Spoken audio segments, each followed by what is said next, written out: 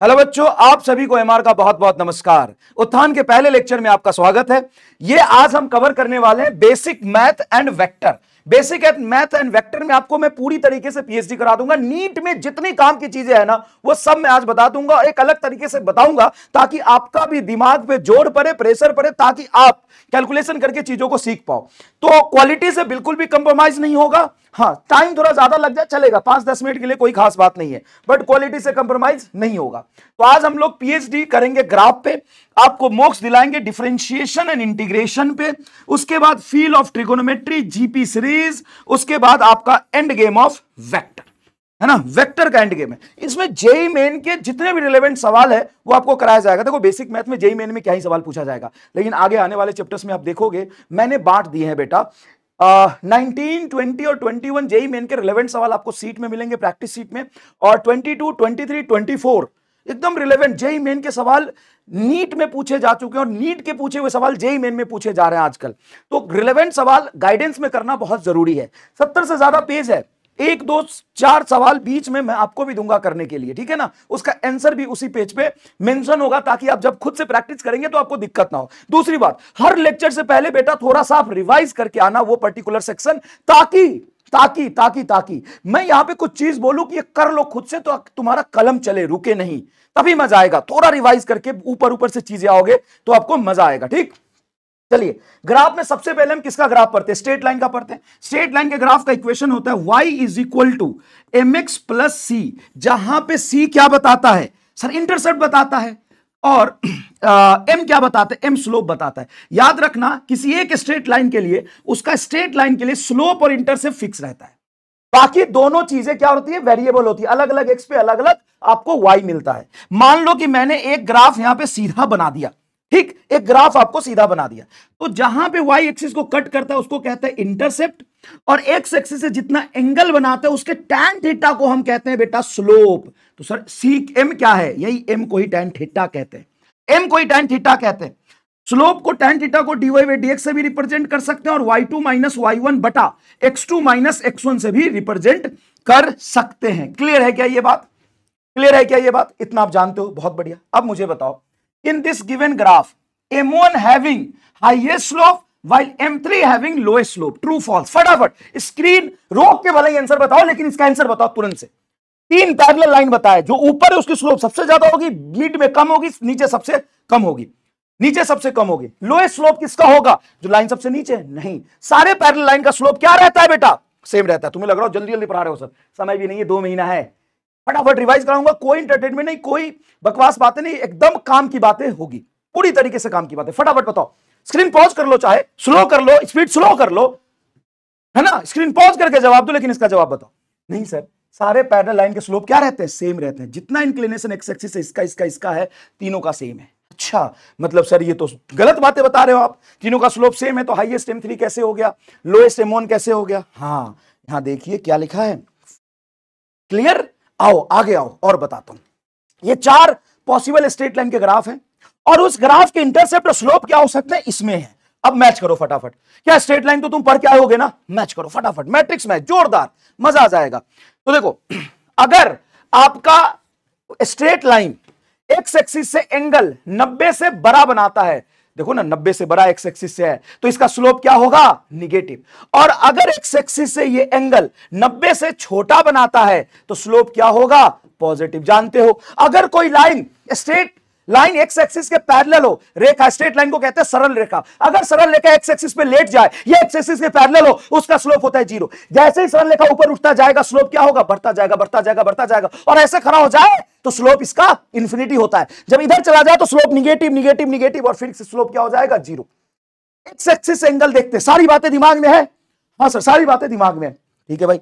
तो अगर रेखा लेटी होगी तो स्लोप 0, इसका स्लोप इनफाइनाइट। ऐसा लाइन होगा तो स्लोप इनफाइनाइट। जितनी लाइन खड़ी स्लोप उतनी ज्यादा। अगर रेखा लेटती जाएगी, स्लोप कम होता जाएगा, स्लोप कम होता जाएगा, स्लोप कम होता जाएगा, स्लोप क्या हो जाएगा? 0। तो मिलाओ, स्क्रीन पॉज करके मिलाओ। देखो, positive slope and negative intercept. Negative intercept मतलब y एक्सिस को निगेटिव में कट कर रहा। कौन कर रहा? ये y एक्सिस को निगेटिव में नहीं कट कर रहा, ये भी नहीं कर रहा, हाँ ये कर रहा। देखो, निगेटिव कर रहा, ये पॉजिटिव में कट रहा, ये निगेटिव में पड़ रहा। तो इसका एक का आंसर होगा बी या डी। अब negative intercept and positive slope. अब बी एंड डी में पॉजिटिव स्लोप किसका देखा, इसका एंगल 90 से कम है और इसका एंगल 90 से ज्यादा, तो डी आएगा। पहले का बेटा डी खुद करना है। निगेटिव स्लोप मतलब रेखा उल्टी लेटेगी तो निगेटिव स्लोप, रेखा सीधी लेटी पॉजिटिव स्लोप। तो निगेटिव स्लोप किसमें किसमें किसमें किसमें किसमें, यहां पे निगेटिव स्लोप है, पहले में निगेटिव स्लोप है, हां, और निगेटिव इंटरसेप्ट नहीं, ये नहीं आएगा। इसका निगेटिव स्लोप है, देखो ना ऐसे लेटी है, उल्टी लेटी है, और निगेटिव इंटरसेप्ट है, मतलब दूसरे का बी आएगा, दूसरे का बी आएगा। बाकी तुम दो खुद देखो, आंसर यहां पे दे दिया मैंने, एक का डी दो का बी, ठीक है, एक का डी दो का बी, 3 और 4 तुम खुद करना है भाई, खुद करोगे तभी तो होप सीख पाओगे। आगे आओ, फास्ट लगे स्लो कर लो, कोई दिक्कत नहीं है, ठीक। कंटेंट देखो, ये इक्वेशन दिया और यहां पे नेचर ऑफ ग्राफ दिया, मिलाओ कौन सा इक्वेशन किसका है। अब गो थ्रू हो ना भाई, सारे ग्राफ के इक्वेशंस तो देखे हैं ना, बताओ। देखिए x square plus y square बराबर 25, ये सर्कल का इक्वेशन है, देखो ना, x square plus y square बराबर स्क्वायर, तो पहले का जवाब क्या होगा, सर्कल। एक का तुम्हारा जाएगा डी पे, बहुत बढ़िया। ये क्या है, x square by 4 plus y square by 3 is equal to 16। बता एकदम मजे आ गए कि नहीं, रिवीजन एकदम अच्छे तरीके से हुआ कि नहीं। इलिप्स, चलो अब स्क्रीन पॉज करके खुद करो, खुद करो भाई, खुद करो।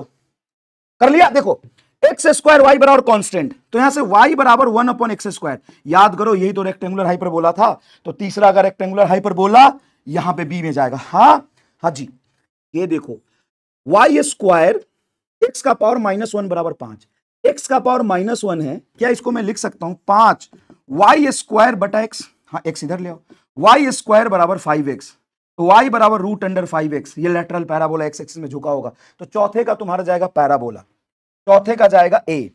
अब ये तो स्ट्रेट लाइन है भाई, तो ये जाएगा सीधा, और y बराबर 4 sin थीटा, ये जाएगा सीधा। आंसर देखो, आंसर देखो, EF लास्ट का EF, पहले का D दूसरे का CB, DCB, पहले का D दूसरे का C तीसरे का B होगी। बोलो मजा आया कि नहीं। अब जब आप ग्राफ बनाते हो, जब आप ग्राफ बनाते हो तो मैंने बोला कि इक्वेशन कैसा भी हो, कैसा भी तुम्हें इक्वेशन लिख दे, जैसे ये सब इक्वेशन लिख दिया, इसमें y का इक्वेशन x के रिस्पेक्ट में देखो, जैसे y बराबर mx प्लस c होता है, हाँ, तो यहां पे y प्रोपोर्शनल टू x है, स्ट्रेट लाइन का इक्वेशन है, लाइन सीधा बनेगा। अब y के इक्वेशन में अगर x का पावर बढ़ा, ग्राफ ऊपर उठ जाएगा, धक्का ऊपर उठ जाएगा, जितना पावर बढ़ेगा ग्राफ ऊपर उठ जाएगा। अगर y के इक्वेशन में x का पावर घटा, ग्राफ नीचे झुक जाएगा, ग्राफ नीचे झुक जाएगा, ग्राफ नीचे झुक जाएगा। जानते हो ये बात। अब आओ, अच्छा पावर किसका कंपेयर करेंगे, यहां पे जो फिजिकल क्वांटिटी रखा है उसका पावर कंपेयर करेंगे। पॉज करके बताओ, देखो देखो वाई क्यू बराबर 5x स्क्वायर है, तो y बराबर हो जाएगा 5 x का पावर 2/3, क्यूब है तो उधर जाके 1/3, सर 5 पे भी 1/3 आएगा, छोड़ना कांस्टेंट है। अब बता x का पावर 2/3, ये x से बड़ा है कि छोटा है, सर x से छोटा है, x से छोटा होने पे ग्राफ नीचे झुकेगा, मतलब पहले का b, पहले का b 3y बराबर 4x, दोनों का पावर 1 है, क्या y बराबर तू लिख सकता है 4x/3, हाँ, तो स्ट्रेट लाइन बनेगा a। वाह यार, एक्सपोनेंशियल डी ऐसे बनता है, देख एक्सपोनेंशियल डी ऐसे बनता है, तूने चार्ज ऑफ इक्वेशन बनाया होगा, जैसे देख q बराबर q0 e का पावर -t/rc, देखा है क्या डिस्चार्जिंग ऑफ चार्ज, कैसा ग्राफ बनेगा, एक्सपोनेंशियल डी के। सर इसका डी हो जाएगा, बोलो हाँ कि ना। y स्क्वायर बराबर 7x का पावर 4, तो इसका स्क्वायर उधर 4 है, तो बटा करेगा, तो y is equal to √7x का पावर 4, x का पावर 4 बाहर जाएगा x स्क्वायर, मतलब पैराबोला देख e में जाएगा। अब y is equal to e का power x, y is equal to e का पावर x, एक्सपोनेंशियल ग्रोथ का ग्राफ ऐसा बनता है। ले भैया, तो तेरा एक का भी दो का a, एक का भी दो का a, एक का भी दो का a, बता 3 का d, 3 का d, हाँ कि ना, बता समझ में आया। चलो आगे देखो फटाफट। ओ भाई साहब गर्दा उड़ा दिया, कमेंट करके बताना एकदम मजा आ गया कि नहीं, एकदम तुम्हें एक्सट्रीम हैप्पीनेस मिली कि नहीं, इसको हिंदी में भी बता सकते हो, एक्सट्रीम हैप्पीनेस मिली कि नहीं, एक्सट्रीम हैप्पीनेस को हिंदी में भी लिख सकते हो, कमेंट करके जरूर बताना। यहां पे ये मैंने लिखा है दो फिजिकल क्वांटिटी के बीच का रिलेशन और उसका ग्राफ कैसा बनेगा, ये कौन कर पाएगा, थोड़ा बहुत दिमाग पे मारो जोर, याद करो कि इन फिजिकल क्वांटिटी के बीच में कैसा फॉर्मूला होता है, कौन से चैप्टर में आता है, कैसा रिलेशन होता है, रे बाबा कैसा रिलेशन होता है, देखो उसको, देख यहां पर electric field and distance for the dipole, electric field बराबर होता है 2kp/r³। नहीं पढ़ा क्या, पढ़ा है, एकदम बेसिक बात है जो बोर्ड के लिए बच्चा पढ़ता है कि नहीं पढ़ता। हाँ, तो ऐसे रिलेशन में एक्सपोनेंशियल सॉरी रेक्टेंगुलर हाइपरबोला में नीचे पावर कितना भी हो, रेक्टेंगुलर हाइपरबोला ही ग्राफ बनेगा। जैसे y is equal to 1/x का ग्राफ ऐसा होता है, अगर y is equal to 1/x square कर दूं तो ग्राफ थोड़ा नीचे झुक जाएगा, और क्या हो जाएगा, है ना। हाँ सर समझ में आता है। तो एक का कौन सा बोलोगे, ई, एक का क्या हो जाएगा बेटा, ई, बहुत बढ़िया। Velocity and acceleration for the oscillating particle, ओ velocity and acceleration for the oscillating particle, कोई बात नहीं, आप में से आधा से ज्यादा बच्चों को अगर ये रिलेशन याद नहीं है, इसे सिंपल टू देखो वहां पे मास्टर ने क्या कराया है, कैसा रिलेशन लिखवाया है। सर हम तो नहीं कर पा रहे, कोई बात नहीं, फॉर्मूला देख के कर ले, दिमाग में तो बैठ जाएगा ना भाई। पता क्या फॉर्मूला होता है sir, v velocity and acceleration, sir v बराबर तो होता है omega a square minus x square, और एक्सीलरेशन बराबर होता है ओमेगा स्क्वायर एक्स। इन दोनों का रिलेशन देख, और यहाँ पे इलिप्टिकल ग्राफ आता है, याद कर। तो सर 2 का हो जाएगा सी, यस। अब देख force and distance for the SHM, spring and SHM, तो फोर्स और डिस्टेंस का रिलेशन होता है माइनस के एक्स। ये ग्राफ बनेगा बेटा स्ट्रेट लाइन, ए जाएगा, ये ग्राफ बनेगा straight line. Displacement and time for the motion under gravity, motion under gravity में बॉडी को मान ले ड्रॉप किया, इनिशियल वेलोसिटी मान ले 0 है, तो मोशन अंडर ग्रेविटी में डिस्प्लेसमेंट एंड टाइम का रिलेशन ये आता है, x is equal to proportional to t square. Velocity और टाइम का स्ट्रेट लाइन बनता है, डिस्प्लेसमेंट और इसका पैराबोला बनेगा, तो आ जाएगा तेरा यहाँ पे b। Gravitational potential and distance for the solid sphere, ये याद कर बेटा, नहीं याद है तो जाके देख, इसमें पैराबोला बनता है, बाहर में अंदर में पैराबोलिक ग्राफ बनता है, बाहर में रेक्टेंगुलर हाइपरबोलिक बनता है, तो 5 का तेरा होगा f। Time period and radius of that satellite, t का whole square is directly proportional to r cube. तो t और r में ग्राफ देखोगे तो r का पावर 3/2, कैसा ग्राफ बनेगा, तो t और r के बीच ग्राफ देखे तो r का पावर 1 से बड़ा है, तो पैराबोला टाइप बनेगा, एग्जैक्टली पैराबोला नहीं बनेगा, पैराबोला जैसा बन जाएगा ये। तो छठे का क्या हो जाएगा तुम्हारा b। Velocity and position for the SHM having unit angular frequency, बहुत बढ़िया सवाल सोचा मैंने, बहुत तगड़ा कंसेप्ट है। Velocity and position for the SHM having unit angular frequency, मतलब वेलोसिटी एंड पोजीशन के बीच ग्राफ बनाना है। नेक्स्ट पेज पर जाऊं बेटा, velocity omega root under A square minus x square, इसका ग्राफ v और x का ग्राफ इलिप्टिकल होता है बेटा, v और x का ग्राफ इलिप्टिकल होता है, ये रिलेशन से प्लॉट करोगे तो कैसे, एक बात बता, v बाई ओमेगा कर दे और इस रूट को इधर लाएगा तो दोनों तरफ स्क्वायर हो जाएगा, बराबर a square minus x square, minus x square को यहां ला, वी स्क्वायर बटा omega square plus x square बराबर ए स्क्वायर होगा, हाँ ए स्क्वायर को नीचे ला, वी स्क्वायर बटा omega square a square plus x square बटा a square is equal to, graph देख कैसा है सर, इलिप्टिकल है इलिप्टिकल, हाँ सर इलिप्टिकल है, बहुत बढ़िया इलिप्टिकल है सर। अच्छा मैंने ये सवाल ही नहीं पूछा है, नहीं सर यही पूछा है, मैंने ये पूछा ही नहीं है, मैंने पूछा है velocity and position of SHM, velocity and position for unit angular frequency, angular frequency की वैल्यू 1 है, मजा आ गया तो कमेंट में ठोको ताली। यूनिट फ्रीक्वेंसी के लिए, तो यूनिट एंगुलर फ्रीक्वेंसी के लिए ओमेगा को 1 रखेगा, ओही रे बाबा, ओमेगा को 1 रखेगा रे बाबा, तो वी स्क्वायर भी ए स्क्वायर प्लस एक्स स्क्वायर भी ए स्क्वायर बराबर 1 आ जाएगी, मतलब ए स्क्वायर कॉमन लेके यहां डालोगे, v square plus x square, ये तो सर्कल हो गई, तो सर ऐसे तो चिटिंग हो गया, यही तो मजा आ गया, यही तो गलती बच्चा सब पढ़ के कर जाता है। 7 का होगा बेटा डी, बोलो हाँ कि ना। Pressure volume for isothermal process, क्या रेक्टेंगुलर हाइपरबोलिक, क्या बेटा रेक्टेंगुलर हाइपरबोलिक ई। Mass rise in a capillary tube, ओ हो नहीं याद है तो देखो बेटा देखो, रेडियस जो होता है ना, हाइट जो होता है ना, इनवर्सली प्रोपोर्शनल टू आर होता है, तो मास हो जाएगा आपका डेंसिटी इंटू वॉल्यूम, तो डेंसिटी तुम्हारा हो गया, देखो डेंसिटी इंटू मास हो जाएगा डेंसिटी इंटू वॉल्यूम, तो डेंसिटी को तो रहने दो, वॉल्यूम को लिखोगे एरिया इंटू हाइट, एरिया होगा आर स्क्वायर के proportional, pi r square circular होता है, और हाइट नीचे आ गया आर, ये कट के ऊपर आ जाएगा आर, मतलब स्ट्रेट लाइन। ये क्या होगा, मास राइज इन कैपिलरी ट्यूब, 9 का क्या होगा स्ट्रेट लाइन ए, 9 का ए, ठीक है। डिब्रोगली वेवलेंथ रेक्टेंगुलर हाइपरबोलिक बनता है, जानते हो लेमडा और मोमेंटम का रिलेशन कैसा होता है, डिब्रोगली रेक्टेंगुलर हाइपरबोलिक होता है, कौन कौन कौन कौन कौन ई, ये हो गया तेरा ई, सर घोच पच हो गया, यहाँ आंसर दे दिया ना, ले ई सी ए बी मिला ले, ई सी ए बी, ओ हो ई सी ए बी, नीचे से मिला ले ई ए ई, ई ए ई, ई ए ई, ई ए ई, ई ए ई, बाकी ह्यूमन एरर कुछ हो जाए बेटा तो संभाल लेना, है ना। चलो, in the given graph, PV graph shown work done is continuously increasing if we move from A to B। A से B तक हम जाते हैं तो क्या वर्क डन हमेशा इंक्रीज होता है। जहां पे ग्राफ है आपका P वर्सेस V, ये V है बेटा, तो देखो पीवी ग्राफ का एरिया वर्क को बताता है। हाँ, तो A से B तक जैसे मान लो यहां से मैं यहां तक गया तो एरिया तो बढ़ा ही, फिर यहां से यहां गया एरिया तो बढ़ा ही, तो स्लोप इसका 0 है। स्लोप 0 है लेकिन एरिया तो लगातार आगे बढ़ते जाओगे तो बढ़ेगा ना। हाँ, तो वर्क कंटिन्यूअसली इंक्रीजिंग, ये सही है।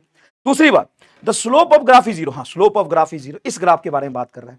अब मैंने यहां पे क्या गेम खेला है, मैंने असर्शन रीजन में बेटा बहुत जरूरी, देखो कैसे खेला, ऑप्शन को उल्टा सीधा कर दिया। आप तो रट के जाते हो, पहला में होता है पहला असर्शन सही और रीजन भी सही, करेक्ट एक्सप्लेनेशन। दूसरा होता है सर असर्शन सही, रीजन सही, लेकिन डज नॉट करेक्ट एक्सप्लेनेशन, उल्टा पुल्टा कर दिया। ध्यान रख लेना छोटी छोटी बातों का। A is false but R is true, नहीं दोनों सही है लेकिन रिलेशन नहीं है। Both A and R is true and R is the correct explanation, correct नहीं है। Both A and R is true but R is not the correct explanation, ये आएगा आंसर। देखो यही है क्या, स्क्रीन पॉज करके सारे देखो, यही है क्या। चल जाना, हैंग कर गया, अरे यार हेड, एक तो टाइम कम है। B, yes B. चलिए नेक्स्ट देखे बेटा, चलिए if I1 by I2 is equal to 1/x, ठीक है, where graph that I is dq by dt होता है, then find value of x। देखो सवाल इजी है, हमें पता है कि यहां पे ग्राफ जो बना है वो q by t का है, तो q by t का जो ग्राफ का स्लोप आएगा, पहले ग्राफ का जो स्लोप देखोगे, इस ग्राफ का स्लोप वो किस चीज को बताएगा, 1/करंट को। लेकिन सर क्यूटी ग्राफ का स्लोप तो करंट को बताता है, उल्टा कर दिया बेटा, यहां रख दिया Q, यहां रख दिया T। ध्यान से देखो कि अगर सिंपल ऊपर Q और नीचे T होता तो इसका स्लोप करंट को बताता, लेकिन अभी इसका स्लोप करंट को नहीं बता रहा, तो सर किसको बता रहा, 1/करंट को, 1/करंट को। तो अगर यहां पे आपका I1 by I2 पूछा है, पहले का करंट बटा दूसरे का करंट, तो क्या लिखोगे, स्लोप का उल्टा करंट है, तो नीचे लिखोगे पहले का स्लोप, स्लोप किसका, पहले का, और इसमें स्लोप किसका हो जाएगा, दूसरे का। अब देखो पहले का स्लोप क्या लोगे, यहां से एंगल लोगे 60, दूसरे का स्लोप के लिए लोगे 30। स्लोप तो एक्स एक्सिस से एंगल लेके निकालते हैं, तो ये हो जाएगा आपका दूसरे का tan 30 और पहले का हो जाएगा बेटा tan 60, ठीक है, यहां से कर लो। तो tan 30 1/√3, tan 60 √3, 1/3 आएगा, और ये दिया है 1/x, तो x क्या आ जाएगा बेटा 3। देखो तो आंसर है क्या, ये x3 बिल्कुल सही है। चलिए, which of the following graph is the correct, which of the following option is correct for the given graph. ये मैंने ग्राफ बनाया, पीवी का ग्राफ रेक्टेंगुलर हाइपरबोलिक, चलिए तो आइसोथर्मल कर्व है। हाँ, इसमें हर जगह टेम्परेचर T2 है, इसमें हर जगह टेम्परेचर T1 है। अब इसमें कंपेयर करो किसका टेम्परेचर ज्यादा है। बेटा हम जानते हैं कि इनवर्सली प्रोपोर्शनल में रेक्टेंगुलर हाइपरबोला बनता है, लेकिन रेक्टेंगुलर हाइपरबोला ऊपर नीचे भी तो बन सकता है, तो पावर से पता चलता है ना, ना ना, यही मात खा गए। अगर ये ग्राफ और ये ग्राफ है, अब मान लो पीवी का, मान लो वाई एक्स का ग्राफ बनाया, सुन लेना, दिमाग हिला दूंगा, सुन लेना।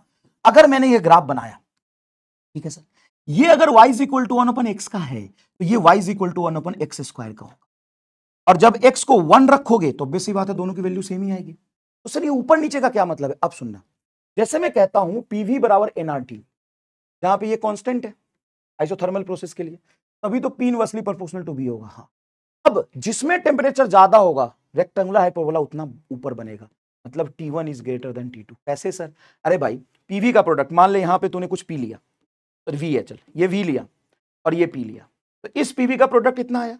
लेकिन इसी पे यहां पर देखोगे तो इस पर्टिकुलर पी पे यहां पे वॉल्यूम ज्यादा है, तो इसके पीवी का प्रोडक्ट ज्यादा आएगा। तो जितना ज्यादा यहां पे टेम्परेचर होगा, देखो टेम्परेचर कांस्टेंट रहता है सर, अरे भाई एक प्रोसेस T1 पे टेम्परेचर कांस्टेंट है, फिर T2 पे टेम्परेचर कांस्टेंट है, तो जितना ज्यादा कांस्टेंट की वैल्यू होगी ना, ग्राफ ऊपर जाता है। मैं यहां पे समझाता हूं, जैसे y इंटू एक्स बराबर 4 है, y इंटू एक्स बराबर 2 है, क्या दोनों का ग्राफ सेम बनेगा, ये वाली बात है। तो कैसे बनेगा सर, देख y is equal to 1/x आ जाएगा, यहां से सर 2/x आ जाएगा। हाँ, इसका ग्राफ मान ले ऐसा बना 2/x का, यहां से y is equal to 4/x आएगा। हाँ sir, y is equal to 4/x आएगा, इसकी y/x की प्रोडक्ट ज्यादा है, ये थोड़ा ऊपर बनेगा। ये होता है कंसेप्ट, ये होता है कंसेप्ट। चल आगे देख, in PV graph slope gives the value of temperature, then t is increasing and the decreasing. PV graph slope gives the value of temperature, then t is increasing, नहीं slope does not gives the value of temperature. PV graph का slope p/v को बताता है, चलो इसको रहने दो, ये कुछ PV graph slope gives the value of temperature then T is increasing and decreasing if we move from A to B. नहीं, एक्चुअल में क्या होता है, आइसोथर्मल कर्व ऐसा बनता है इफ स्लोप, अच्छा ये सवाल नया फॉर्म किया है मैंने। अब पीवी ग्राफ का स्लोप क्या बताता है थ्योरेटिकली वो छोड़ो, इसमें कह रहा है क्वेश्चन में इफ यदि पीवी ग्राफ का स्लोप तुम्हारा टेम्परेचर बताएगा देन टी इज इंक्रीजिंग। नहीं, अगर पीवी ग्राफ ऐसा बना है और क्वेश्चन में देखिए इसका स्लोप टेम्परेचर बता रहा है, तो यहां से यहां तक जाने में या यहां से तक आने में टेम्परेचर क्या होगा, तो टेम्परेचर कांस्टेंट रहेगा। क्यों? क्योंकि स्ट्रेट लाइन का स्लोप कांस्टेंट होता है। तो ये तुम्हारा क्या हो जाएगा, ट्रू हो जाएगा, सॉरी ये तुम्हारा क्या हो जाएगा, फॉल्स हो जाएगा, ये फॉल्स हो जाएगा। लेकिन पीवी ग्राफ का स्लोप टेम्परेचर नहीं बताता। चलो यहाँ पे क्वेश्चन में चेंज कर देता हूं, थोड़ा क्वेश्चन चेंज कर देता हूं बेटा, मैं ऐसा बना देता हूं, मैं ऐसा बना देता हूं, अब बताना तुम समझ गए। If y x graph, if slope of y x graph, y x बोल दिया, ये वाई है और ये है, इसका स्लोप टेम्परेचर बता रहा, तो टेम्परेचर चेंज हो रहा है क्या, नहीं, स्ट्रेट लाइन है तो टेम्परेचर कांस्टेंट है। अब ठीक है, अब एक बहुत इंपॉर्टेंट चीज, मैग्नीट्यूड ऑफ स्लोप, ठीक है ना, और सिंपल स्लोप, ये देखने में बच्चे को हमेशा दिक्कत आती है। जैसे मान ले बेटा, ये मैंने एक ग्राफ बनाया, ऐसा ग्राफ बनाया वाई और एक्स का, ठीक है सर, बनाया। अब इसमें स्लोप कैसा है और मैग्नीट्यूड ऑफ स्लोप कैसा है, उसका वेरिएशन देखना है। तो स्लोप और मैग्नीट्यूड ऑफ स्लोप दोनों अलग चीज है। स्लोप का वेरिएशन देखने का मतलब आपको प्लस माइनस के साथ स्लोप का नेचर बताना है, और मैग्नीट्यूड ऑफ स्लोप का मतलब कि आपको प्लस माइनस का नेचर नहीं देखना है, सिर्फ आपको स्लोप बताना है, सॉरी स्लोप की वैल्यू देखनी है, मैग्नीट्यूड देखना है ना। मैग्नीट्यूड ऑफ स्लोप का वेरिएशन और स्लोप का वेरिएशन दोनों में फर्क है, ठीक है। स्लोप के वेरिएशन में आपको प्लस माइनस के साथ स्लोप का वेरिएशन बताना होता है, और मैग्नीट्यूड ऑफ स्लोप में आपको सिर्फ वैल्यू का वेरिएशन बताना होता है। तो ध्यान से सुनो, स्लोप देखने के लिए तुम हंसता और रोता हुआ ग्राफ देखोगे, मतलब तुम वहां पे ग्राफ में ये देखोगे हंसता हुआ ग्राफ है और ये बेटा रोता हुआ ग्राफ है, ये लाफिंग रामलाल, क्राइंग रामलाल। जहां पे ग्राफ में लाफिंग रामलाल है वहां पे स्लोप हमेशा बढ़ेगा। जैसे जैसे यहां पे अगर मैं स्लोप की बात करूं तो इसका स्लोप इंक्रीजिंग है, देखो लाफिंग रामलाल, देखो शकल ऐसा है सर, इधर तो नहीं है, आधा चेहरा हंस रहा है तो पूरा हंसेगा, तो ये भी हंस रहा है, हाँ इसमें भी स्लोप बढ़ेगा, स्लोप इसमें भी बढ़ेगा, इसमें भी बढ़ेगा, इसमें स्लोप घटेगा, देखो रो रहा है, देखो आधा चेहरा रो रहा है, और इसमें स्लोप घटेगा। मैग्नीट्यूड ऑफ स्लोप के लिए क्या करना है, मैग्नीट्यूड ऑफ स्लोप के लिए कोई सा भी ग्राफ कहीं भी बना हुआ है, देखो कोई सा भी ग्राफ कहीं भी बना हुआ है, ऐसे बनाओ, तुम सबसे पहले देखो कि जीरो कहां है, ग्राफ स्लोप जीरो कहां है, ग्राफ का स्लोप बेटा जीरो कहां है, देखो इसमें ग्राफ का स्लोप जीरो है, इसमें ग्राफ का स्लोप जीरो है, यहां पे ग्राफ का स्लोप जीरो है, तो ग्राफ का स्लोप पकड़ो जीरो। अब जीरो से देखो कि पहले और आगे वैल्यू क्या है, क्योंकि देखो कहीं तूने जीरो देख लिया, अगर पहले ही जीरो आ गया तो बाद में वैल्यू तो कुछ ना कुछ आएगा, मतलब स्लोप का वैल्यू बढ़ेगा, और बाद में जीरो आया मतलब पहले कुछ था तो वैल्यू घट गई। नहीं समझा, आज तेरे पास 0 रुपए हैं, अब कल के पास तेरे पास पैसे का आदान प्रदान हुआ, और दिया या लिया हमें नहीं पता, लेकिन आज जीरो है, कल तेरे पास कुछ पैसे का आदान प्रदान हुआ, अब तूने पैसा दिया या लिया मुझे नहीं पता, लेकिन आज जीरो है, कल हुआ, तो कल तो कुछ पैसा आएगा या जाएगा। तो स्लोप की मैग्नीट्यूड देखने का मतलब होता है कि हमें नहीं पता कि स्लोप पॉजिटिव है निगेटिव है, स्लोप है बस। तो देख यहां पे देख स्लोप जीरो है, हाँ सर, देख बाद में स्लोप कुछ आ गया, -2 आया है -2 आया, हमें फर्क नहीं पड़ता, तो मैग्नीट्यूड क्या बोलेगा सर, बढ़ा, ठीक है सर। यहां पे स्लोप क्या है सर, अभी जीरो है, और यहां पे -2 आया, लेकिन हमें -2 नहीं देखना, हमें स्लोप की वैल्यू देखनी है, मैग्नीट्यूड देखनी है। तो अभी जीरो अभी 2 आया, सर यहां पे कुछ है, यहां पे स्लोप जीरो, तो अगर पहले ही जीरो है तो बाद में मैग्नीट्यूड बढ़ेगा, क्योंकि प्लस माइनस से मतलब नहीं है, कुछ ना कुछ वैल्यू आएगा। बाद में जीरो है तो पहले कुछ रहा होगा, पहले यहां पे +2 स्लोप है, बाद में घट गया, तो पहले अगर जीरो आ गया तो बाद में बढ़ेगा, और पहले कुछ है बाद में जीरो हुआ तो वैल्यू घटेगा। नहीं समझ आया, इसको दोबारा रिपीट करके 2 लूप में सुन, यहां स्लोप जीरो है सर, हाँ यहां स्लोप जीरो है, बाद में कुछ आ गया तो मैग्नीट्यूड ऑफ द स्लोप बढ़ाना, यहां पे कुछ है बाद में जीरो हो गया, अब यहां पे 2 है -2 नहीं पता, मैग्नीट्यूड देख, कुछ है यहां पे जीरो हो गया तो मैग्नीट्यूड ऑफ स्लोप घटा, यहां पे मैग्नीट्यूड देख, यहां पे जीरो है, यहां पे कुछ मैग्नीट्यूड था तो मैग्नीट्यूड ऑफ स्लोप घटा, यहां पे मैग्नीट्यूड ऑफ स्लोप देखेगा, यहां पे जीरो है, बाद में -2 ही क्यों ना, वैल्यू देख तो 2 है, यहां पे स्लोप जीरो और बाद में -2 मतलब बढ़ा, ठीक है। अब मिला, तो पहला क्या है, स्लोप भी बढ़ रहा और मैग्नीट्यूड भी बढ़ रहा, value and magnitude of the slope both are increasing, C आएगा क्या आंसर, देख एक का सी आएगा क्या। दूसरा देख लेते हैं, स्लोप बढ़ रहा है लेकिन वैल्यू घट रहा है, स्लोप स्लोप स्लोप स्लोप बढ़ रहा है वैल्यू घट रहा है, slope is increasing and magnitude is decreasing, D. तो 1 और 2 का सी और डी आएगा, 1 और 2 का सी और डी आएगा, देख बाकी तो खुद मिला ले, कंसेप्ट तो सारा बता दिया मैंने। चल बोर्ड भी इतना तेज काम नहीं कर रहा भाई साहब। In SHM velocity and particle का रिलेशन इतना है, ग्राफ इलिप्टिकल बनता है, हम जानते हैं। Then graph between velocity and displacement x will be elliptical, हाँ जानते हैं। Next, eccentricity of the ellipse is greater than 0 but lesser than 1। ओ हो, इसेंट्रिसिटी तू नहीं जानते, वैसे सही है। इलिप्स के लिए इसेंट्रिसिटी क्या होता है, 0 से बड़ा लेकिन 1 से कम होता है। सर्कल के लिए इसेंट्रिसिटी हम देखते हैं। चलो ये हटा दे, तो ये मैथमेटिकल ज्यादा हो गया, ये काम नहीं आएगा बेटा, नहीं बताऊंगा। इसेंट्रिसिटी तुम्हें पता होना जरूरी नहीं है, समझ ले। यहां पे देख, एक जोरदार चीज लिख रहा हूं, इन एसएचएम ग्राफ बिटवीन, सुनियो, in SHM graph between kinetic energy and potential energy will be, in SHM graph will be, graph between kinetic energy and potential energy will be straight line, will be straight line. भाई साहब मैंने ये Telegram पे पहले सवाल पूछा था, 80% लोगों ने गलत दिया, 80% लोगों ने गलत दिया। लगी पैराबोला होगा, कुछ बोला इलिप्टिकल होगा, कुछ बोला सर्कल होगा। आहा, straight line. Sir straight line graph तो एनर्जी का बनता ही नहीं है। एनर्जी का और एक्स का पैराबोला बनता है, एनर्जी का और टाइम का सिनुसॉइडल बनता है, लेकिन kinetic energy and potential energy का स्ट्रेट लाइन बनता है। In SHM graph between kinetic energy and potential energy will be straight line. बहुत बड़ी बात नहीं है, वह सर्च होगा, बहुत छोटी बात है। सर कैसे? Kinetic energy plus potential energy का सम मैकेनिकल एनर्जी कांस्टेंट होता है क्या एसएचएम में? हाँ सर कांस्टेंट होता है, तो इसको सी बोल दे। अब बोल काइनेटिक एनर्जी बराबर सी माइनस यू होगा। हाँ, अब मैं कह रहा हूं कि मैं graphic kinetic energy and potential energy का बना रहा हूं, मैं वाई एक्सिस पे रखूंगा के और एक्स एक्सिस पे रखूंगा यू। बता ग्राफ कैसा बनेगा? Sir positive slope, sorry intercept तुम्हारा पॉजिटिव और स्लोप निगेटिव के साथ ऐसा ग्राफ। भाई भाई हम पावर किसका देखते हैं? जो वाई और एक्स पे रखा है। तो बता क्या होगा? सर ये भी सही है और ऊपर वाला भी सही है, तो दोनों सही हो जाएगा।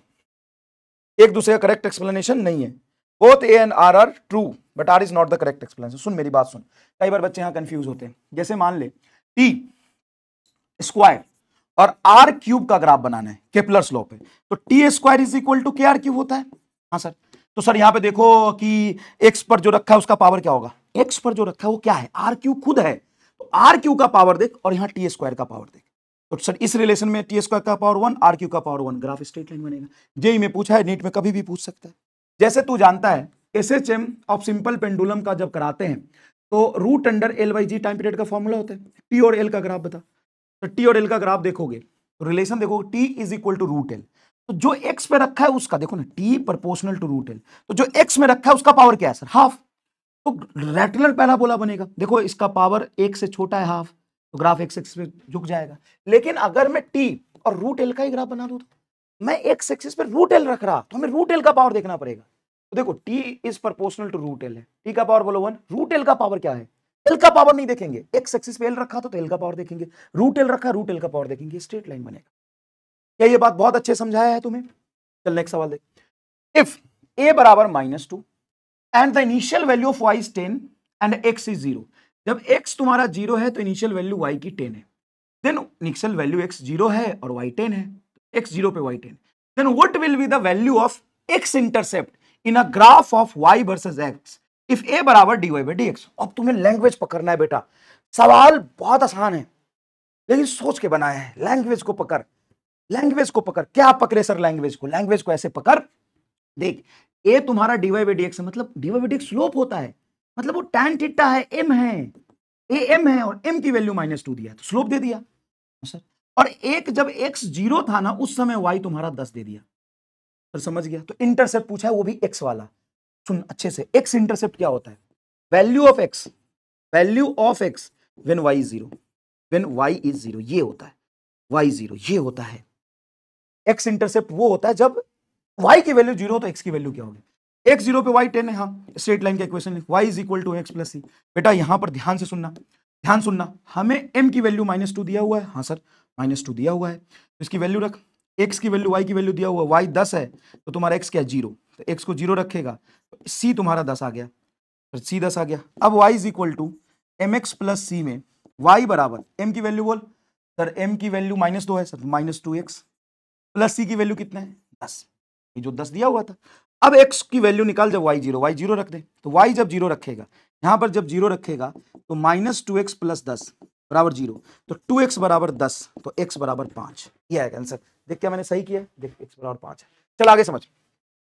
The maxima is the point eight which magnitude of slope of the graph having the maximum value. Maxima क्या होता है? मैक्सिमा वो पॉइंट होता है जहां पे सिंगल डिफरेंशिएशन 0 होता है और डबल डिफरेंशिएशन मैक्सिमा पे बेटा निगेटिव होता है। क्यों? रामलाल रो रहा है क्योंकि इसका स्लोप घट रहा है, तो rate of change in slope double differentiation negative होता है। हाँ या ना बता? हाँ सर। यहां पे रामलाल हंस रहा है, तो सिंगल स्लोप तो 0 होगा लेकिन डबल डिफरेंशिएशन मिनिमा पे पॉजिटिव आता है। बोलो हाँ कि ना? क्योंकि इसका स्लोप बढ़ रहा है तो चेंज इन स्लोप पॉजिटिव होगा, तो डबल डिफरेंशिएशन पॉजिटिव होगा। ये क्या बोला? At the maxima magnitude of slope of the graph having बकलोल फॉल्स है। देखो फॉल्स है। नेक्स्ट देखो, the straight line equation gives 3y बराबर 4x + 2, then find the value of sin theta. अरे मजेदार मजेदार, मैं tan थीटा पूछ नहीं रहा स्ट्रेट लाइन का इक्वेशन बना के, मैं क्या बोल रहा हूं, 3y बराबर 4x + 2 दिया हुआ है। हाँ सर दिया हुआ है।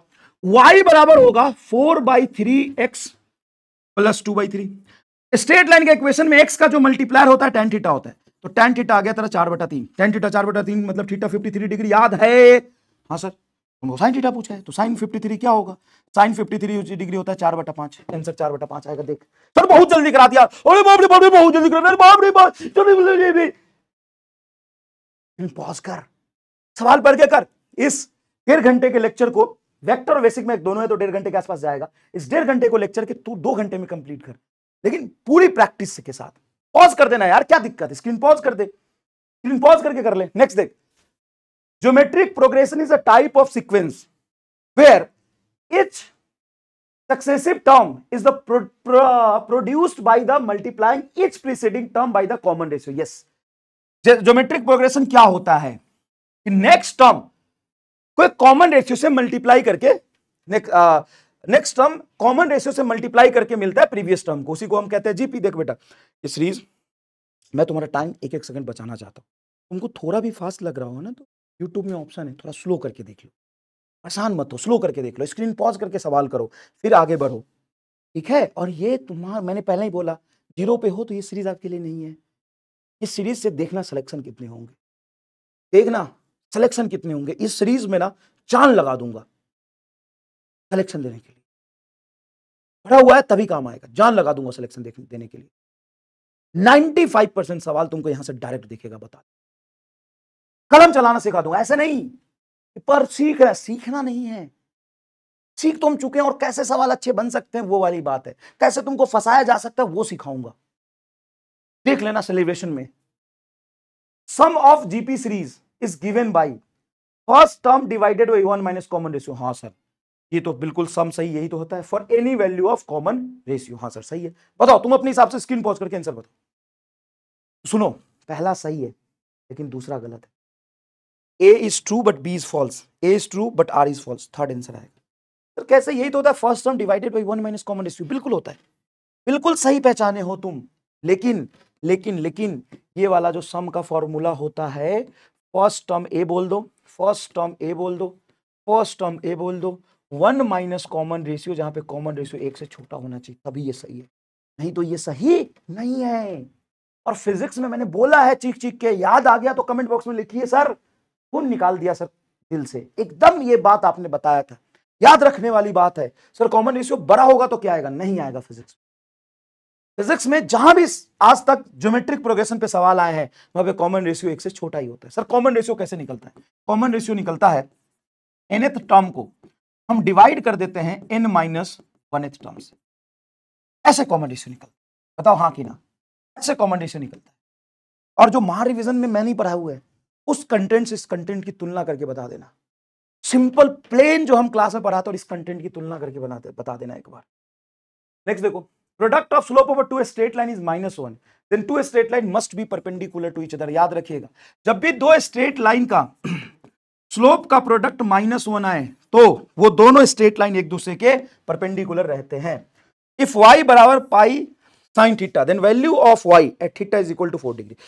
हमने आपको पढ़ाया था कि स्मॉल एंगल अप्रोक्सीमेशन में क्या होता है कि जब एंगल छोटा होता है तो साइन थीटा की वैल्यू क्या होती है? थीटा के बराबर, लेकिन इस थीटा को रेडियन में लिखना।